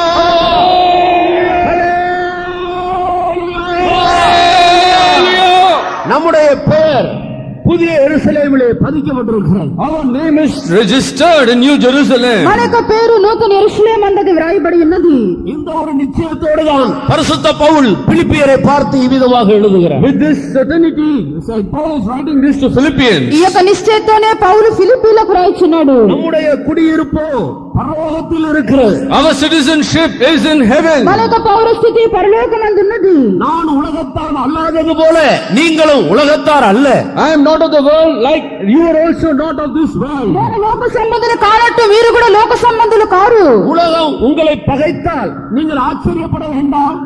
உங்களை பகைப்பதற்கு முன்பாக அது என்னை பகைத்து விட்டது. And if the world is hating you, do not be surprised because before that it has hated me. లోకం మిమ్మల్ని ద్వేషించినట్లా మీరు ఆశ్చర్యపడకుడి. ఎందుకనగా మిమ్మల్ని ద్వేషించడానికి ముందుగానే నన్ను ద్వేషించి ఉన్నది. ஒரு ஆச்சரியம் என்னவென்றால் உலகத்துக்கு தெரிகிறது அபிஷேகம் பெற்ற ஜனங்கள் யார்? அவர்கள் பரலோகத்தில் இருக்கிற புதிய எருசலேமின் பிரஜையாக மாறிவிட்டார்கள் என்று உலகத்துக்கு தெரிந்து உலகம் பகைக்கிறது. ஆனால் அபிஷேகம் பெற்ற எத்தனை பேருக்கு நாம் எதை சேர்ந்தவர்கள் என்று தெரியாமல் இருக்கிறார். But the very surprising thing is that the world is hating because our names are registered. Those who are anointed with the Holy Spirit, they are all belonging to heaven and their names are registered in the Lamb's book of life. But those who are anointed, they do not have a clear knowledge where they belong to. ఆశ్చర్యకరమైన ఒక సంగతి ఏదనగా లోకంలో తెలియచున్నది అభిషేకం పొందిన వారందరూ కూడా గొర్రెపిల్ల యొక్క జీవ గ్రంథమందు వారి యొక్క పేరు వ్రాయబడుచున్నదని. అయితే అభిషేకం పొందినటువంటి జనులకు తమ యొక్క పౌరస్థితి ఎక్కడ ఉన్నదని చెప్పి వారికి తెలియకుండానే కనబడుచున్నది. அபிஷேகம் பெற்றவர்கள் சாதாரண மனிதர்கள் அல்ல. Those who are anointed, they are not ordinary people. అభిషేకం పొందినటువంటి వారు సాధారణమైనటువంటి జనులు కారు. பரலோகத்தில் இருக்கிற தேவனுடைய மகிமையை பெற்றிருக்கிற புதிய எருசலேமை சேர்ந்தவர்கள். They all belong to New Jerusalem that has received the glory of our Lord. పరలోకమందు దేవుని యొక్క మహిమను పొందినటువంటి నూతన యెరూషలేముకు చెందిన వారు. இந்த பூமியிலே உனக்கு ஒன்றுமில்லை என்று கவலைப்படாதே. Do not be worried because you do not have anything in this world. ఈ భూమి మీద నీకు ఏది కూడా లేదని చెప్పి నువ్వు చింతపడవద్దు. தேவன் உங்களுடைய பெயரை பரலோகத்தில் ஆட்டுக்குட்டியானவருடைய ஜீவ புஸ்தகத்தில் எழுதி வைத்திருக்கிறதற்காக சந்தோஷப்பட்டு களிகூருங்கள். Rejoice and be glad because your name is written in that Lamb's book of life which is kept in the hand of the Lord. నీ యొక్క పేరు గొర్రెపిల్ల యొక్క జీవ గ్రంథమందు పరలోకంలో ఉంచబడినదని చెప్పి తలంచుకొని నువ్వు సంతోషించుము. ஆனால் அதே நேரத்தில் அந்த புஸ்தகத்திலிருந்து நம்முடைய பெயர் கிறுக்கப்பட்டு போகாதபடி தெளிந்த புத்தியுள்ளவர்களாய் விழிப்புள்ளவர்களாக இருந்து தங்களை பாதுகாத்துக் கொள்ள வேண்டிய ஒரு பெரிய கடமை நமக்கு இருக்கிறது. But at the same time it is very important because a great duty is given to us that we should be watchful and be sober that our name is not striked out from that Lamb's book of life. అదే సమయంలో మన యొక్క పేరు ఇక గ్రంథం నుండి తుడిచివేయబడకుండానట్లుగా స్వస్థ బుద్ధి కలిగి వెలుగుగా ఉండినట్టు బాధ్యత మన మీద ఉంచబడి ఉన్నది. நான் ஊழியக்காரராக இருக்கிறது மிகவும் நல்லது. It is very good that we are all workers of the మనం Lord. సేవకులమైనట ఎంతో మంచిది. அபிஷேகம் பெற்ற தேவனுடைய ஜனமாகிய பரிசுத்தவான்கள் என்று அழைக்கப்படுகிறது நல்லது. It is good that we are called as saints who have been anointed by the Holy Spirit. అభిషేకించబడినటువంటి దేవుని యొక్క జనులైన పరిశుద్ధులు అని పిలువబడట ఎంతో మంచిది. ஊழியர்களும் விசுவாசிகளும் தங்களுடைய பெயரை இந்த ஆட்டுக்குட்டியானவருடைய ஜீவ புஸ்தகத்தில் பாதுகாத்துக் கொள்ள வேண்டும். But workers and believers should protect their name in this Lamb's book of life. అయితే సేవకులు విశ్వాసులైన వారందరూ కూడా మీ యొక్క పేరును గొర్రెపిల్ల యొక్క జీవ గ్రంథమందు కాపాడుకొనవలెను. இன்னைக்கு அபிஷேகம் பெற்ற பிறகு கூட எத்தனை பேர் தங்களுடைய பெயரை கிறுக்கப்படக்கூடிய ஒரு இடத்துக்கு கொண்டு வந்து விடுகிறார். But even after being anointed with the Holy Spirit today, many people are bringing their names to be striked out from that book. అయితే అభిషేకం పొందిన పిమ్మట కూడా అనేకులు తమ యొక్క పేరు ఇక గ్రంథం నుండి తుడిచివేయబడే స్థితికి వచ్చుచున్నారు. ஒருவன் பின்வாங்கி போவானேயானால் என் ஆத்துமா அவன் மேல் பிரியமாக இராது. If a man is backsliding, my soul will not be pleased with him. ఒకడు వెనుక తీసినట్లయితే అతని యందు నా యొక్క ఆత్మకు సంతోషం ఉండదు. அபிஷேகம் பெற்ற தேவனுடைய ஊழியர்களும் தேவனுடைய ஜனங்களும் பின்வாங்கும் போது அவர்களுடைய பெயர் ஆட்டுக்குட்டியானவருடைய ஜீவ புஸ்தகத்தில் இருந்து கிறுக்கப்பட்டு போகிறது. Anointed workers and believers, when they backslide, their names are striked out from this Lamb's book of life. అభిషేకింపబడినటువంటి సేవకులు విశ్వాసులు వెనుకబడిపోయినప్పుడు వారి యొక్క పేరు ఇక గ్రంథం నుండి తుడిచివేయబడుచున్నది. பரிசுத்த பவுல் எபிரேயருக்கு எழுதின நிருபத்தில் இவ்விதமாக எழுதியிருக்கிறதை நான் வாசிக்கிறது இல்லையா? Do we not read what Saint Paul writes in the Hebrews? పరిశుద్ధ పౌలు హెబ్రీయులకు రాసిన పత్రికలో ఈలాగన వ్రాయటం మనం చదవటలేదా? ஒரு தரம் பிரகாசிக்கப்பட்டும் பரிசுத்த ஆவியை பெற்றும் பரம ஈவை ருசி பார்த்தும் அவர்கள் தேவனை மறுதலித்து போனால் மறுபடியும் அவர்களை புதுப்பிக்கிறது கூடாத காரியம். It is a very great and a very difficult thing for a man who has tasted the work of the Lord, who has been anointed by the Lord, and once again when he backslides, it is very difficult for him to come back to the Lord. ఒకసారి వెలిగింపబడి పరలోక సంబంధమైన వరము రుచి చూచి పరిశుద్ధాత్మలను పాలివారై దేవుని యొక్క శక్తి ప్రభావములను రుచించిన పిమ్మట వారు పడిపోయినట్లయితే వారిని మారు మనసు పొందినట్లు నూతన పరిచుట సాధ్యము. ரட்சிக்கப்பட்ட ஒரு மனிதன் ஒருவேளை பின்வாங்கி போனால் அவன் மறுபடியும் திரும்பி வருவதற்கு அவனுக்கு வாய்ப்பு இருக்கிறது. If a man who is saved, when he is backslidden, there is a chance for him to come back again. ఒకడు రక్షణ పొందినప్పుడు వెనుకబడినట్లయితే మరలా కూడా వచ్చేట సందర్భములు ఉన్నవి. அவன் பரிசுத்த ஆவியை பெற்றுக்கொள்வானானால் அவன் மறுபடி புதுப்பிக்கப்படுகிறான். When he is anointed with the Holy Spirit, he is once again renewed. అతడు పరిశుద్ధాత్మను పొందినట్లయితే మరలా నూతన పరచబడుచున్నాడు. ஆனால் ரட்சிக்கப்பட்டு அபிஷேகம் பெற்றுவிட்டு ஒரு மனிதன் பின்வாங்கி போவானானால் அவனை புதுப்பிக்கிறது கூடாத காரியம். But if a man is saved and being anointed with the Holy Spirit and then he backslides, it is very impossible for him to be getting renewed. అయితే ఒకడు రక్షణ పొంది పరిశుద్ధాత్మను కూడా పొందుకున్న పిమ్మట వెనుకబడినట్లయితే మరలా నూతన పరచుట అసాధ్యము. பரிசுத்த ஆவிக்கு விரோதமாக ஒரு மனிதன் பாவம் செய்தால் அவனுடைய பாவங்கள் மன்னிக்கப்படுகிறதில்லை. If a man is sinning against the Holy Spirit, his sins are not forgiven. ఒకడు పరిశుద్ధాత్మకు విరోధంగా పాపం చేసినట్లయితే అతని యొక్క పాపం క్షమించబడదు. தேவனால் அபிஷேகம் பெற்ற விலையேற பெற்ற தேவனுடைய ஜனமே, Oh people of God who are very precious, being anointed by the Holy Spirit, దేవుని చేత అభిషేకించబడినటువంటి అమూల్యమైనటువంటి దేవుని యొక్క జనులారా, நம்மில் ஒருவருடைய பெயராயிலும் கிறுக்கப்பட்டு போகாதபடி மிகவும் ஜாக்கிரதையாக இருப்போமாக. Even one of our names should not be struck out from that book, and we should be all be careful. మనలో ఎవరి పేరు కూడా ఒక గ్రంథం నుండి తుడిచివేయబడకుండానట్లుగా మనం జాగ్రత్త పడేదము. இந்த வேத வசனங்களின் மூலமாக உன்னுடைய இருதயம் குத்தப்படுமானால் உடனே மெய் மனஸ்தாபத்தோடு உன்னுடைய குற்றங்களை அறிக்கையிட்டு உன்னை ஆசாரியரிடத்தில் காட்டி உன்னை மறுபடியும் புதுப்பித்துக் கொள்ள கவனமாக இரு. If your heart is pricked by all these words, immediately you have to confess, and you will have to repent of all your sins and go and show yourself to the priest and also get cleansed. ఈ యొక్క వాక్యం చేత నువ్వు గుచ్చబడినట్లయితే నిన్ను నీవు పశ్చాత్తాపంతో కన్నీళ్లతో యాజకుని వద్ద నిన్ను కనపరుచుకొని మరలా కూడా నిన్ను శుద్ధినిగా చేసుకునే అవసరము. தங்களுடைய பெயர் கிறுக்கப்பட்டு போகாதபடி மிக கவனமாக பரிசுத்தாவினுடைய அபிஷேகம் பெற்ற பிறகு பரிசுத்தவான்களோடு ஐக்கியத்தில் உறுதியா இருந்து அனுதினமும் இயேசு கிறிஸ்துவனுடைய நிறைவான வளர்ச்சியை நோக்கி முன்னேறி கொண்டிருக்கிற தேவ ஜனங்களை சேர்க்கத்தான் ஆண்டவர் வரப்போகிறார். Jesus Christ is going to come soon for that group of people who are being anointed by the Holy Spirit and have a close fellowship with the saints, and those who have a clear knowledge regarding the coming of the Lord. పరిశుద్ధాత్మను పొందుకొని ప్రభుతో కూడా మిక్కిలి సన్నిహితమైనటువంటి సహవాసం గలవారై జీవించు ప్రభు యొక్క రాకడను కూర్చున్నటువంటి జ్ఞానంతో ఎవరైతే జీవించున్నారో అట్టువాని చేకూర్చుకొని నిమిత్తం యేసు త్వరగా రాని ఉన్నాడు. இப்போது பிலிப்பியர் 3ஆம் அதிகாரம் அந்த கடைசி வசனத்துக்கு தங்களுடைய கவனத்தை திருப்பி அதை உற்று கவனித்து பாருங்க. Now let us turn our attention to that verse, the last verse of Philippians chapter 3. Philippi 3వ అధ్యాయము చివరి వాక్యమునకు మనం తిరిగి మన యొక్క శ్రద్ధను అక్కడ సూక్ష్మంగా మనం నిలిపెదము.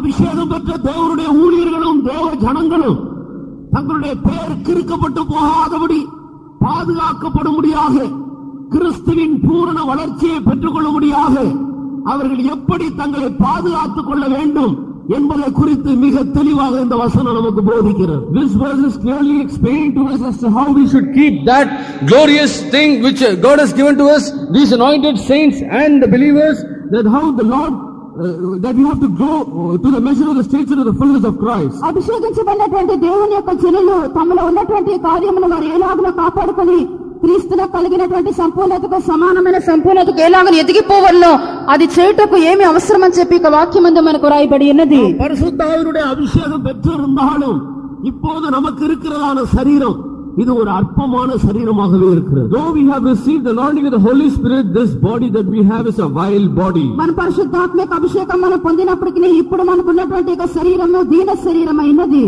தேவன் பரிசுத்த ஆவியை கொண்டு மனிதனுடைய அற்பமான இந்த சரீரத்திலே அவர் வல்லமையான செயலை நடப்பித்து வருகிறார். God is doing a great work in this vile body by the anointing of the Holy Spirit. ఈ యొక్క దీన శరీరమందు దేవుడు పరిశుద్ధాత్మను బట్టి శక్తిగల క్రియను ఆయన చేయించి వచ్చుచున్నాడు. இந்த அற்பமானதும் பலவீனமானதும் கனவீனமானதும் அழிவுக்குரியதும் சாவுக்கேதுவாதுமான இந்த சரீரம் ஆண்டவருடைய மகிமையான சரீரத்துக்கு ஒப்பாக மறுரூபப்பட வேண்டும். This vile body, this unworthy body, this body which is kept for death, and this body which has got no honor, this has to be transformed to the glorious body of our Lord. ఈ యొక్క దీన శరీరము ఘనహీనమైనటువంటి శరీరము బలహీనమైనటువంటి శరీరము క్షయమైన యొక్క శరీరము ప్రభు యొక్క రాకడయందు ఆయన మహిమగల శరీరమునకు సమరూపముగా మార్చబడవలెను. ஆனபடியினால் ஒவ்வொரு நாளும் இந்த அற்பமான சரீரம் பரிசுத்த ஆவியானவருடைய உயிர்ப்பிக்கிற வல்லமைக்கு ஒப்பு கொடுக்கப்பட்டு தேவனுடைய வல்லமையினால் நிரப்பப்பட்டு கொண்டே இருக்க வேண்டும். So every day this unworthy body should be kept or given to the anointing of the Holy Spirit which renews, and also it has to be given to the power of the Lord daily. అందుచేత ఇక దీన శరీరము ప్రతి దినం కూడా పరిశుద్ధాత్మక శక్తి చేత జీవింపజేయబట్టకు అది అప్పగించుకొని ఉండవలెను. ஏனென்றால் இந்த அற்பமான சரீரத்தில் அநேக தீமையான வல்லமைகள் இருக்கிறது. Because in this unworthy body there are many evil powers. ఎందుకనగా ఇక దీన శరీరమందు అనేకమైన చెడ్డ శక్తులు కనబడుచున్నవి. அந்த வல்லமையை உங்களாலே என்னாலே மேற்கொள்ள முடியாது. And these powers cannot be overcome by you and me. నీవు నేను ఇక శక్తులను మనం జయింపలేము. இந்த சரீரத்தை இந்த சரீரத்தில் உள்ள எல்லாவற்றையும் கீழ்ப்படுத்தி மறுரூபமான ஒரு சரீரத்தை மகிமையான ஒரு சரீரத்தை நமக்கு தரும்படியாக ஆண்டவர் பரிசுத்த ஆவியுடைய வல்லமையை நமக்கு கொடுத்திருக்கிறார். God has given the anointing of the Holy Spirit that we should subdue all these things in our body, in this unworthy body, and get this glorious body. ఈ యొక్క దీన శరీరం అందున్నటువంటి శక్తులన్నీ కూడా మనం లోపర్చుకున్న వారమై మన మహిమగల శరీరముగా మార్చబడి నిమిత్తము ప్రభు యొక్క పరిశుద్ధాత్మ యొక్క శక్తి చేత జీవింపజేయుచున్నాడు. பரிசுத்தாவினுடைய அபிஷேகம் பெற்றதிலே தேவனுடைய பிள்ளைகள் திருப்தியா இருக்காதீர்கள். Do not be satisfied, O children of God, by the anointing of the Holy Spirit. పరిశుద్ధాత్మ యొక్క అభిషేకం పొందుటి యందు దేవుని యొక్క జనులు తృప్తి చెంది ఉండకూడదు. அபிஷேகம் பெற்றதனாலே ஏதோ ஒரு பெரிய காரியத்தை நாம் பெற வேண்டியதை பெற்றுவிட்டோம் என்று நினைக்க கூடாது. Do not think that we have received a very great thing which has to be received by just receiving the anointing of the Holy Spirit. పరిశుద్ధాత్మ యొక్క అభిషేకం మనం పొందటాన్ని బట్టి ఏదో మనం గొప్ప కార్యమును పొందుకొని ఉన్నామని చెప్పి మనం తలంచకూడదు. நீங்கள் அபிஷேகம் பெற்ற பிறகுதான் ஒரு சரியான கிறிஸ்துவ வாழ்க்கைக்குள்ளே கால் எடுத்து வைத்திருக்கிறீர்கள். இனிமேல் தான் உங்களுக்கு போராட்டம் ஆரம்பிக்கும். Only after being anointed by the Holy Spirit you have taken a step to live in Christ, and only after this you have great affliction and oppression. అభిషేకం మీరు పొందిన పిమ్మటలే క్రీస్తులో మీరు జీవించిన నిమిత్తము మీరు అడుగుపెట్టి ఉన్నారు. పిమ్మటనే మీరు అనేకమైనటువంటి పరీక్షలు సంభవించును. நான் ஜெயங்கொண்டு என் பிதாவுடைய சிங்காசனத்தில் அவரோடு கூட உட்கார்ந்து இருக்கிறேன். I have overcome and I am seated on the throne of my Lord. నేను జయించిన తండ్రితో కూడా సింహాసనమందు నేను కూర్చొని ఉన్నాను. ஜெயங்கொள்ளுகிறவர்கள் எவர்களோ அவர்கள்தான் என்னுடைய சிங்காசனத்தில் என்னோடு உட்கார முடியும். Those who overcome, only those group of people can be seated with me on my throne. ఆ ప్రకారమే జయించువారే నాతో కూడా నా యొక్క సింహాసనమందు కూర్చుందురు. அந்த சிங்காசனத்தை அந்த மகிமையை ஜெயங்கொள்ளுகிறவர்களுக்கு ஆண்டவர் பிரைஸாக கொடுக்கிறார். And for those who have overcome, God is giving this throne or this glory as a prize. ఆ యొక్క సింహాసనం యొక్క మహిమను దేవుడు జయించిన వారికి బహుమతిగా అనుగ్రహించున్నాడు. ஜெயம் என்றாலே அது எதை காட்டுகிறது? Overcoming or victory, what does it show? జయమనగా దేనిని సూచించినది? அதற்கு முன்பாக ஒரு யுத்தத்தை அது வெளிப்படுத்துகிறது. And before that there is a battle which is being revealed. దానికి ముందుగా ఒక యుద్ధం ఉన్నదని సూచించినది. யுத்தம் என்று ஒன்று இல்லாவிட்டால் ஜெயம் என்ற ஒரு வார்த்தையே வந்திருக்க முடியாது. If there is no word called battle or war, there will be no word called victory. యుద్ధం అన్నటువంటి కార్యం లేకుండా ఉండినట్లయితే జయం అన్న కార్యమే ఉండదు. எங்கே யுத்தம் இருக்கிறதோ அங்கேதான் ஜெயம் வரும். Where battle is, there cometh victory. ఎక్కడ యుద్ధం ఉన్నదో అక్కడే జయం ఉన్నది. அபிஷேகம் பெற்ற பிறகுதான் ஒரு மெய்யான கிறிஸ்தவனுடைய வாழ்க்கையிலே அவன் யுத்த களத்துக்குள்ளே குதிக்கிறான். Only after being anointed with the Holy Spirit he jumps into the battlefield as a true Christian. అభిషేకించబడిన పిమ్మటనే యథార్థమైనటువంటి క్రైస్తవుడు యుద్ధ రంగంలోనికి దుముకుచున్నాడు. இதற்கு நிழலாக இருக்கிற இஸ்ரவேல் ஜனங்களுடைய அவருடைய பிரயாணத்தையும் ஜீவியத்தையும் கவனித்து பாருங்கள். And just meditate upon the journey of the Israelites, which is just a shadow for this. దీనికి సాదృశ్యంగా ఉన్నటువంటి ఇశ్రాయేలు ప్రజల యొక్క జీవితంలో వాళ్ళ యొక్క ప్రయాణమును మనం చూచెదము. அவர்கள் எகிப்தில் இருந்தபோது பஸ்கா ஆட்டுக்குட்டியின் ரத்தத்தால் வெளியே கொண்டு வரப்பட்டார்கள். When they were in Egypt, by the blood of the paschal lamb they were brought out of Egypt. వారు ఐగుప్తులో ఉన్నప్పుడు పస్కా గొర్రెపిల్ల యొక్క రక్తం చేత వారు విడుదల చేయబడి బయటకు వచ్చి ఉన్నారు. நம்முடைய பகுதியிலே இயேசு கிறிஸ்துவின் ரத்தத்தால் பாவங்கள் போக கழுவப்பட்டு ரட்சிக்கப்பட்ட அனுபவத்தை காட்டுகிறது. On our side it shows that we are being washed by the blood of our Lord Jesus Christ. All our sins are being washed. ఇది మన యొక్క జీవితమందు మన ప్రభువైన యేసుక్రీస్తు యొక్క రక్తం చేత మన పాపములన్నీ కూడా కడగబడి మన బయటకు వచ్చుటను సూచించినది. இவர்கள் எகிப்தை விட்டு வெளியே வந்து விட்டார்கள். They have come, these people have come out of Egypt. వీరు ఐగుప్తు నుండి బయటకు వచ్చి ఉన్నారు. ஆனால் எகிப்தியர்கள் இஸ்ரவேல் ஜனங்களை விடவில்லை. But the Egyptians did not leave the Israelites. అయితే ఐగుప్తీయులు ఇశ్రాయేలు ప్రజలను వారు విడవలేదు. அவர்கள் தொடர்ந்து துரத்தி கொண்டு வருகிறார்கள். They are following them. వారు వెంబడించు తరుముచు వచ్చి ఉన్నారు. எகிப்திலிருந்து விடுதலை கிடைத்தது, எகிப்தியர்களிடத்திலிருந்து விடுதலை கிடைக்கவில்லை. They have got a deliverance from Egypt, but they have not got a deliverance from the Egyptians. ఐగుప్తు నుండి విడుదల దొరికినదే గాని ఐగుప్తీయుల నుండి వారికి విడుదల దొరకలేదు. கடைசியாக செங்கடலின் ஊடாக ஆண்டவர் அவர்களை நடத்துகிறார். Finally the Lord is leading them through the Red Sea. చివరగా ఎర్ర సముద్రం ద్వారా ప్రభువాన్ని నడిపించి ఉన్నాడు. செங்கடலில் வைத்துத்தான் எகிப்தியர்கள் அழிக்கப்பட்டார். With that Red Sea the Egyptians are being destroyed. ఎర్ర సముద్రం అందే ఐగుప్తీయులందరూ కూడా నాశనం చేయబడిరి. முழுக்க ஞானஸ்நானத்தினால் பாவ சுபாவத்திலிருந்து நமக்கு கிடைக்கிற விடுதலையை காட்டுகிறது. This shows a redemption from the nature of sin through the water baptism. ఇది నీటి బాప్తిసమందు మనకు పాప స్వభావం నుండి మన విడుదల పొందటం సూచించినది. அதன் பிறகு இஸ்ரவேல் ஜனங்களுக்கு எகிப்தியரோடு போராட்டமே இல்லை. After that the Israelites did not have any problem with the Egyptians. Egyptians. పిమ్మట ఇశ్రాయేలు జనులకు ఐగుప్తీయులతో ఏ పోరాటం లేదు.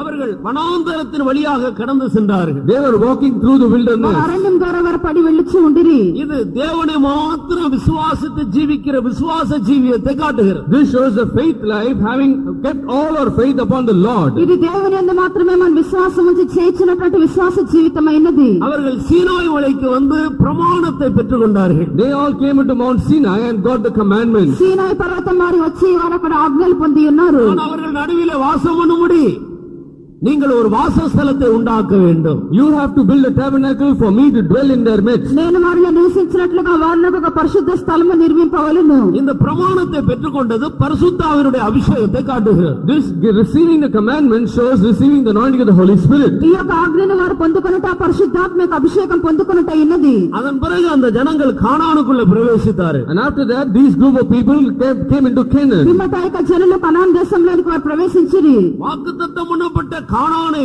சேர்ந்தாலும் though they have reached the promised Canaan, వాగ్దానం చేయబడినటువంటి కనాన్ దేశంలోకి వారు వచ్చి చేరినను அங்கே அவர்கள் இளைப்பாற முடியவில்லை. they cannot rest there. అక్కడ వారు విశ్రాంతి పొందలేదు. அங்கேதான் கடுமையான யுத்தங்கள் வைக்கப்பட்டிருந்தது. Only there were kept very terrible wars. అక్కడే కఠినమైనటువంటి యుద్ధం ఉంచబడి ఉన్నవి.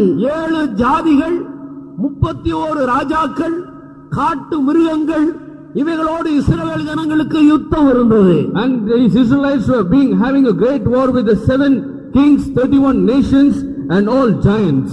అక్కడ ఉన్నటువంటి 7 జనములతోనూ 31 రాజులతోనూ అడవి మృగములన్నిటితో కూడా అక్కడే వారికి యుద్ధం జరిగి ఉన్నది. யுத்தம் ஓய்ந்தது, தேசம் அமைதலாயிற்று. The war ceased and there was peace in the country. యుద్ధము ముగిసినది, దేశము సుభిక్షంగా ఉండెను. இந்த ஜாதிகளோடு யுத்தம் பண்ணி எல்லா ஜாதிகளையும் அவர்கள் துரத்தின பிறகுதான் இளைப்பாறுதல் உள்ள ஒரு ஜீவியை செய்ய முடிந்தது. Only after driving out all these nations they can live a very peaceful life. ఈ యొక్క జనులందరినీ కూడా వారు వెళ్ళగొట్టినప్పుడు మాత్రమే నెమ్మది గల విశ్రాంతి గల జీవితం చేసి ఉన్నారు. யுத்தம், இந்த கானானில் நடக்கிற யுத்தம் தான் பரிசுத்தாவினுடைய அபிஷேகம் பெற்ற பிறகு ஒரு மனிதனுடைய கிறிஸ்துவ வாழ்க்கையில் அவன் சரியாய் பண்ணுகிற யுத்தம். And after this war that is in Canaan shows after receiving the Holy Spirit, a true Christian who is living in Christ, he does wars and battles in his life. Canaan దేశమందు చేయించినటువంటి యుద్ధమే ఒక నిజమైన పరిశుద్ధాత్మను పొందినటువంటి జనుడు చేయించినటువంటి యుద్ధమే ఉన్నది. ஆனபடியினால் அருமையான தேவனுடைய பிள்ளையே, beloved child of God, ప్రియమైనటువంటి దేవుని బిడ్డ, அபிஷேகம் பெற்ற ஒரு அனுபவத்தில் நீ திருப்தியாயிராதே. do not be satisfied with that experience of anointing of the Holy Spirit. అభిషేకం పొందినటువంటి అనుభవంతో తృప్తి చెందవద్దు. நீ யுத்தம் பண்ணி ஜெயிக்க வேண்டிய பகுதிகள் இருக்கிறது. There are many wars that is kept and you have to overcome them. నీ యుద్ధం చేసి జయించాల్సిన భాగములు ఉన్నవి. அதை ஜெயித்த பிறகுதான் சிங்காசனத்தை அடைய முடியும். Only after overcoming them you can attain the throne. దాన్ని జయించిన పిమ్మటనే సింహాసనం మనం పొందుకొనగలము. எதையெல்லாம் நாம் ஜெயிக்க வேண்டும்? What all should we overcome? వేటిని మనం జయింపవలెను? கர்த்தராகிய இயேசு பரிசுத்தாவி பெற்ற பிறகு அவர் 3 யுத்தங்களை செய்ய வேண்டியதாக இருந்தது. After Jesus Christ received the anointing of the Holy Spirit, he did 3 wars. యేసుక్రీస్తు పరిశుద్ధాత్మను పొందుకున్న పిమ్మట 3 యుద్ధములను చేసి ఉన్నాడు. சோதனைக்காரனாகிய பிசாசு 3 விதங்களில் இயேசுவை சோதித்து பார்த்தார். The tempter, who is the devil, he came and tested the Lord 3 times. శోధకుడైనటువంటి అపవాది 3 సార్లు యేసును శోధించును. உலகம், மாமிசம், பிசாசு. World, Satan and లోకము, శరీరము అపవాది ఉన్నది. world, body and the Satan. இந்த 3 விதமான யுத்தங்கள், போராட்டங்கள் ஒவ்வொரு கிறிஸ்தவனுக்கும் இருக்கிறது. And these 3 kinds of wars come to every Christian. ఇక 3 విధమైనటువంటి యుద్ధములు ప్రతి క్రైస్తవునికి ఉన్నవి. அபிஷேகம் பெற்ற உனக்கு உன்னுடைய சரீரம் ஒரு மாமிச, ஒரு சத்துருவாக இருக்கிறது. And be anointed by the Holy Spirit, your body, flesh is an enemy. అభిషేకం పొందినటువంటి నీకు శరీరమే ఒక శత్రువై ఉన్నది. அபிஷேகம் பெற்ற உனக்கு இந்த உலகம் ஒரு சத்துருவாக இருக்கிறது. Anointed child of God, the world is an enemy. అభిషేకం పొందినటువంటి నీకు లోకం ఒక శత్రువుగా ఉన్నది. அபிஷேகம் பெற்ற உனக்கு பிசாசு அல்லது உன்னுடைய சுயம் ஒரு சத்துருவாக இருக்கிறது. The anointed child of God, devil or yourself is an enemy. అభిషేకం పొందిన నీకు అపవాది లేక స్వయము నీకు శత్రువుగా ఉన్నది. அபிஷேகம் பெற்ற தேவ ஜனங்களுடைய பெயர் ஆட்டுக்குட்டியானவருடைய ஜீவ புஸ்தகத்தில் கிறுக்கப்படாமல் இருக்க வேண்டுமானால் நீ இந்த யுத்தங்களை நல்ல முறையில் செய்ய வேண்டும். If the anointed people, children of God's name should not be striked out from the Lamb's book of life, you will have to wage these wars. అభిషేకం పొందినటువంటి నీవు నీ యొక్క పేరు గొర్రెపిల్ల యొక్క జీవ గ్రంథం నుండి తుడిచివేయబడకుండా ఉండినట్లుగా ఈ యొక్క యుద్ధంలో నువ్వు సరిగ్గా నువ్వు చేయవలెను. போராட்டத்தை போராடினேன், ஓட்டத்தை முடித்தேன், விசுவாசத்தை காத்துக்கொண்டேன், இதோ நீதியின் கிரீடம் எனக்காக வைக்கப்பட்டிருக்கிறது. I have fought my fight, I have attained the course and kept the good faith, and the crown of righteousness is kept for me. మంచి పోరాటం పోరాడి తిని నా పరుగు కడమట్టించి తిని విశ్వాసం కాపాడుకుంటుని నా కొరకు నీతి కిరీటం ఉంచబడి ఉన్నది. தேவனுடைய இரக்கத்தால் பரிசுத்தாவியினால் அபிஷேகம் பண்ணப்பட்டு முத்திரை போடப்பட்ட தேவனுடைய ஊழியர்களே, தேவனுடைய ஜனமாகிய பரிசுத்தவான்களே, இந்த 3 யுத்தங்களை விளங்கிக் கொண்டு நாள்தோறும் சரியாய் நீ போராடி நித்திய ஜீவனை பற்றிக் கொள்ள பிரயாசப்படு. O saints of God and the workers of God who are anointed by the Holy Spirit and who have been sealed by the Lord, you will have to be very careful to do all these wars daily with the Lord. దేవుని యొక్క కనికరం చేత పరిశుద్ధాత్మను పొందుకొని దేవుని చేత ముద్ర వేయబడినటువంటి సేవకులారా, అభిషేకించబడినటువంటి పరిశుద్ధులైన విశ్వాసులారా, మీరందరూ కూడా ఒక మంచి పోరాటం మీరు పోరాడి నిత్య జీవం మీరు చేపట్టవలెను. நீங்கள் குடும்பஸ்தர்களாக இருந்தாலும் சரி, இந்த சரீரத்தில் காணப்படுகிறதான ஆசை இச்சைகளை ஜெயிக்கத்தான் வேண்டும், இல்லாவிட்டால் சிங்காசனம் இல்லை. Maybe you are in a family, but you will have to overcome the lusts and all the desires, otherwise you will not have the throne. మీరు కుటుంబంతో జీవించినప్పటికీ ఇక శరీరం యొక్క ఆశేచ్ఛలను మీరు జయింపవలెను, లేనట్లయితే సింహాసనం లేదు. கிறிஸ்துவினுடையவர்கள் தங்களுடைய மாம்சத்தையும் அதன் ஆசை இச்சைகளையும் சிலுவையிலே அறைந்து ஜீவிக்கிறார்கள். Those who belong to Christ, they crucified all their lusts and the desires and all their flesh on the cross. క్రీస్తు యేసు సంబంధులు తమ యొక్క శరీరమును దాని ఇచ్చలతోనూ దురాశలతోనూ సిలువ వేసి ఉన్నారు. இந்த மாம்சத்தில் இருக்கிறதான ஆசை இச்சைகளை ஆண்டவருடைய வல்லமையான செயலின்படி நீ கீழ்ப்படுத்துவாயா? And you have to subdue all the lusts and desires that are dwelling in the flesh by the power of the Lord. ఈ యొక్క శరీరం నందు ఉన్నటువంటి ఆశీస్సులన్నీ కూడా దేవుని యొక్క శక్తి గల లోపర్చుకుని శక్తి చేత నువ్వు లోపర్చుకో. உன்னிலே வாசம் பண்ணுகிற இந்த வல்லமையான செயலாகிய பரிசுத்த ஆவியினுடைய வல்லமைக்கு இந்த அற்பமான சரீரத்தை நீ ஒப்பு கொடுத்து ஆவியில் நிறைந்து ஜீவித்தால் பரிசுத்த ஆவியானவர் உன்னிலே காணப்படுகிறதான ஆசை இச்சைகளை நமக்கு கீழ்ப்படுத்துவார். When you commit yourself to the anointing of the Holy Spirit, when you commit this body unto the Holy Spirit will subdue all the lusts and desires that are found in this body. సమస్తమును లోపర్చుకున్నటువంటి ఆ యొక్క శక్తికి నిన్ను అప్పగించుకొని ఆ యొక్క పరిశుద్ధాత్మ చేతను నింపబడి ఆత్మ చేత నింపబడిన అనుభవమును కాపాడుకున్నట్లయితే పరిశుద్ధాత్మ యొక్క ప్రతి ఆసక్తిని కూడా తనకు లోపర్చుకొనును. இரண்டாவதாக இந்த உலகத்தை உலக ஆசைகளை நீ கீழ்ப்படுத்த வேண்டும். Secondly, you will have to subdue the worldly desires. రెండోదిగా ఈ లోకమును లోక ఆసక్తులను నువ్వు లోపర్చుకోవలెను. எத்தனையோ அபிஷேகம் பெற்ற தேவ ஜனங்களை உலகம் இன்றைக்கு மேய்ந்து கொண்டிருக்கிறது. Many children, many anointed children of God, the world is grazing upon them. అభిషేకించబడినటువంటి ఎంతో మంది దేవుని బిడ్డలను లోకము మేయిచి ఉన్నది. విధవిధமான ఆడంబర వస్త్రங்கள், many kinds of fashionable garments, వివిధమైనటువంటి ఆడంబరమైన వస్త్రములు, பொன்னினால் வெள்ளியினால் தங்களை அலங்கரிக்கிற அலங்காரம், adorning themselves and decorating themselves with all jewels and gold and silver, వెండితోనూ బంగారంతోనూ అలంకరించుకునే అలంకరణ, தங்களுடைய தலை அலங்காரம் and adorning their head, తమ యొక్క తలను అలంకరించుకొనుట, இப்படி பல விதங்களில் அபிஷேகம் பெற்ற தேவனுடைய ஜனங்கள் உலகத்தை இழுத்து தங்களுடைய சரீரத்திலே அணிந்து கொண்டிருக்கிறார். In this manner, anointed children of God, they are pulling this world towards them and adorning themselves and putting the world in them. అభిషేకం పొందినటువంటి అనేక మంది ఇలాగన లోకమును తమ వైపునకు వారు లాక్కొని తమను లోకం చేత అలంకరించుకొనుచున్నారు. அபிஷேகம் பெற்ற தேவ ஜனமே, உன்னுடைய வஸ்திரம் எப்படி இருக்கிறது? Anointed child, anointed children, anointed church of God, how is your garment? అభిషేకించబడినటువంటి దేవుని యొక్క జనమా నీకు వస్త్రం ఎలా ఉన్నది? ஞாயிற்றுக்கிழமை ஆராதனைக்கு வெள்ளை வஸ்திரம், கல்யாண வீட்டுக்கு போனால் அங்கே பட்டு வஸ்திரம், இன்னும் விதவிதமா உன்னுடைய வஸ்திரத்தை மாற்றி மாற்றி ஜீவிக்கிறாயோ?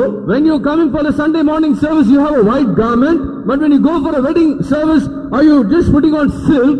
Are you changing your garments according to the situation? ఆరాధనకు వచ్చినప్పుడు తెల్లని వస్త్రములను, ఎక్కడైనా వివాహానికి వెళ్ళిన పట్టు వస్త్రములను, మరి వివిధమైనటువంటి వస్త్రములను ధరించుకొనుచున్నావా?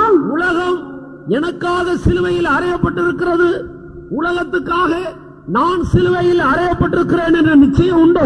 Do you have a certainty that the world has been crucified for you and you have been crucified on the cross for the world? నాకు లోకమునకు నేను సిలువ వేయబడి ఉన్నాను అనే నిశ్చయత నీకున్నదా?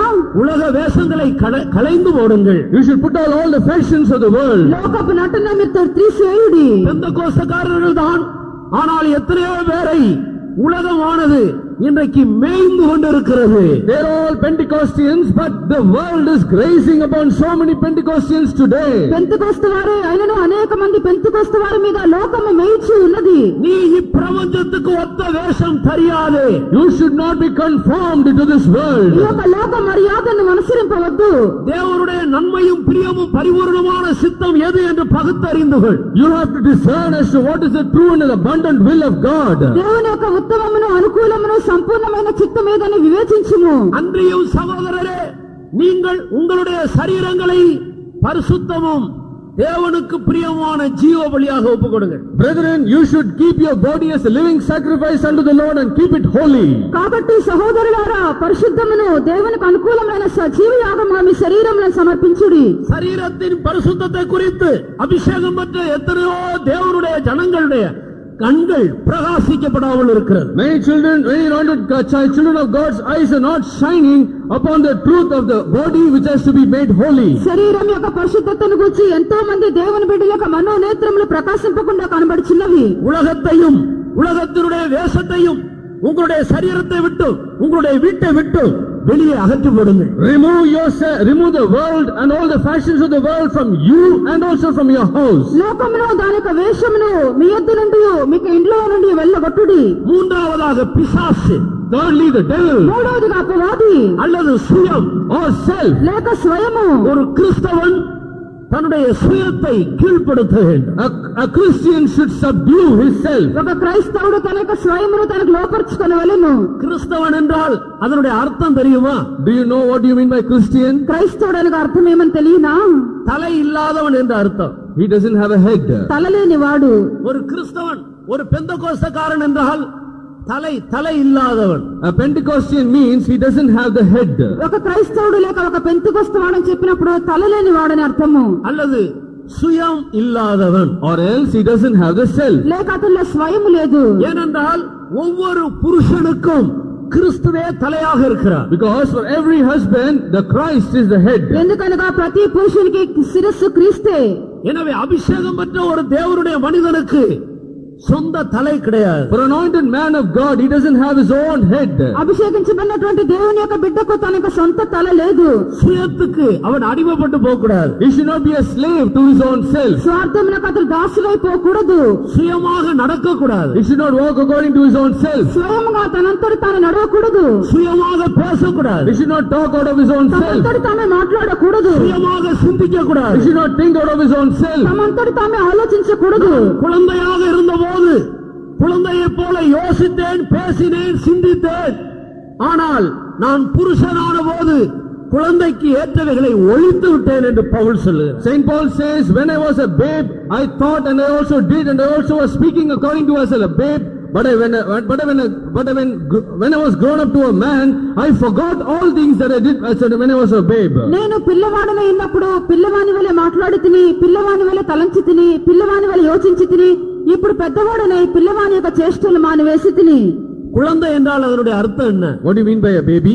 ఒక పసిబిడ్డ అనగా అర్థం ఏమి? அது எப்போதும் தன்னுடைய சுய விருப்பத்தை நிறைவேற்ற பிரயாசப்படும். It will always try to fulfill its own self will. ఎల్లప్పుడు కూడా తన యొక్క స్వంత చిత్తమును నెరవేర్చడానికి ప్రయాసపడును. நன்மை தீமையை பகுத்தறிய தெரியாது. It doesn't know how to discern good and evil. మంచి చెడ్డలను వివేచింపలేదు. ஆனபடியால் தான் விரும்புகிற காரியம் நடக்க வேண்டும் என்று சொல்லி குழந்தைகள் அடம் பிடிப்பார்கள். That is the reason why the babes are dement as to what all they think they should do. అందుచేత వారు కోరినదే నెరవేర్చవాలని చిన్న పిల్లలందరూ కూడా పట్టుదురు.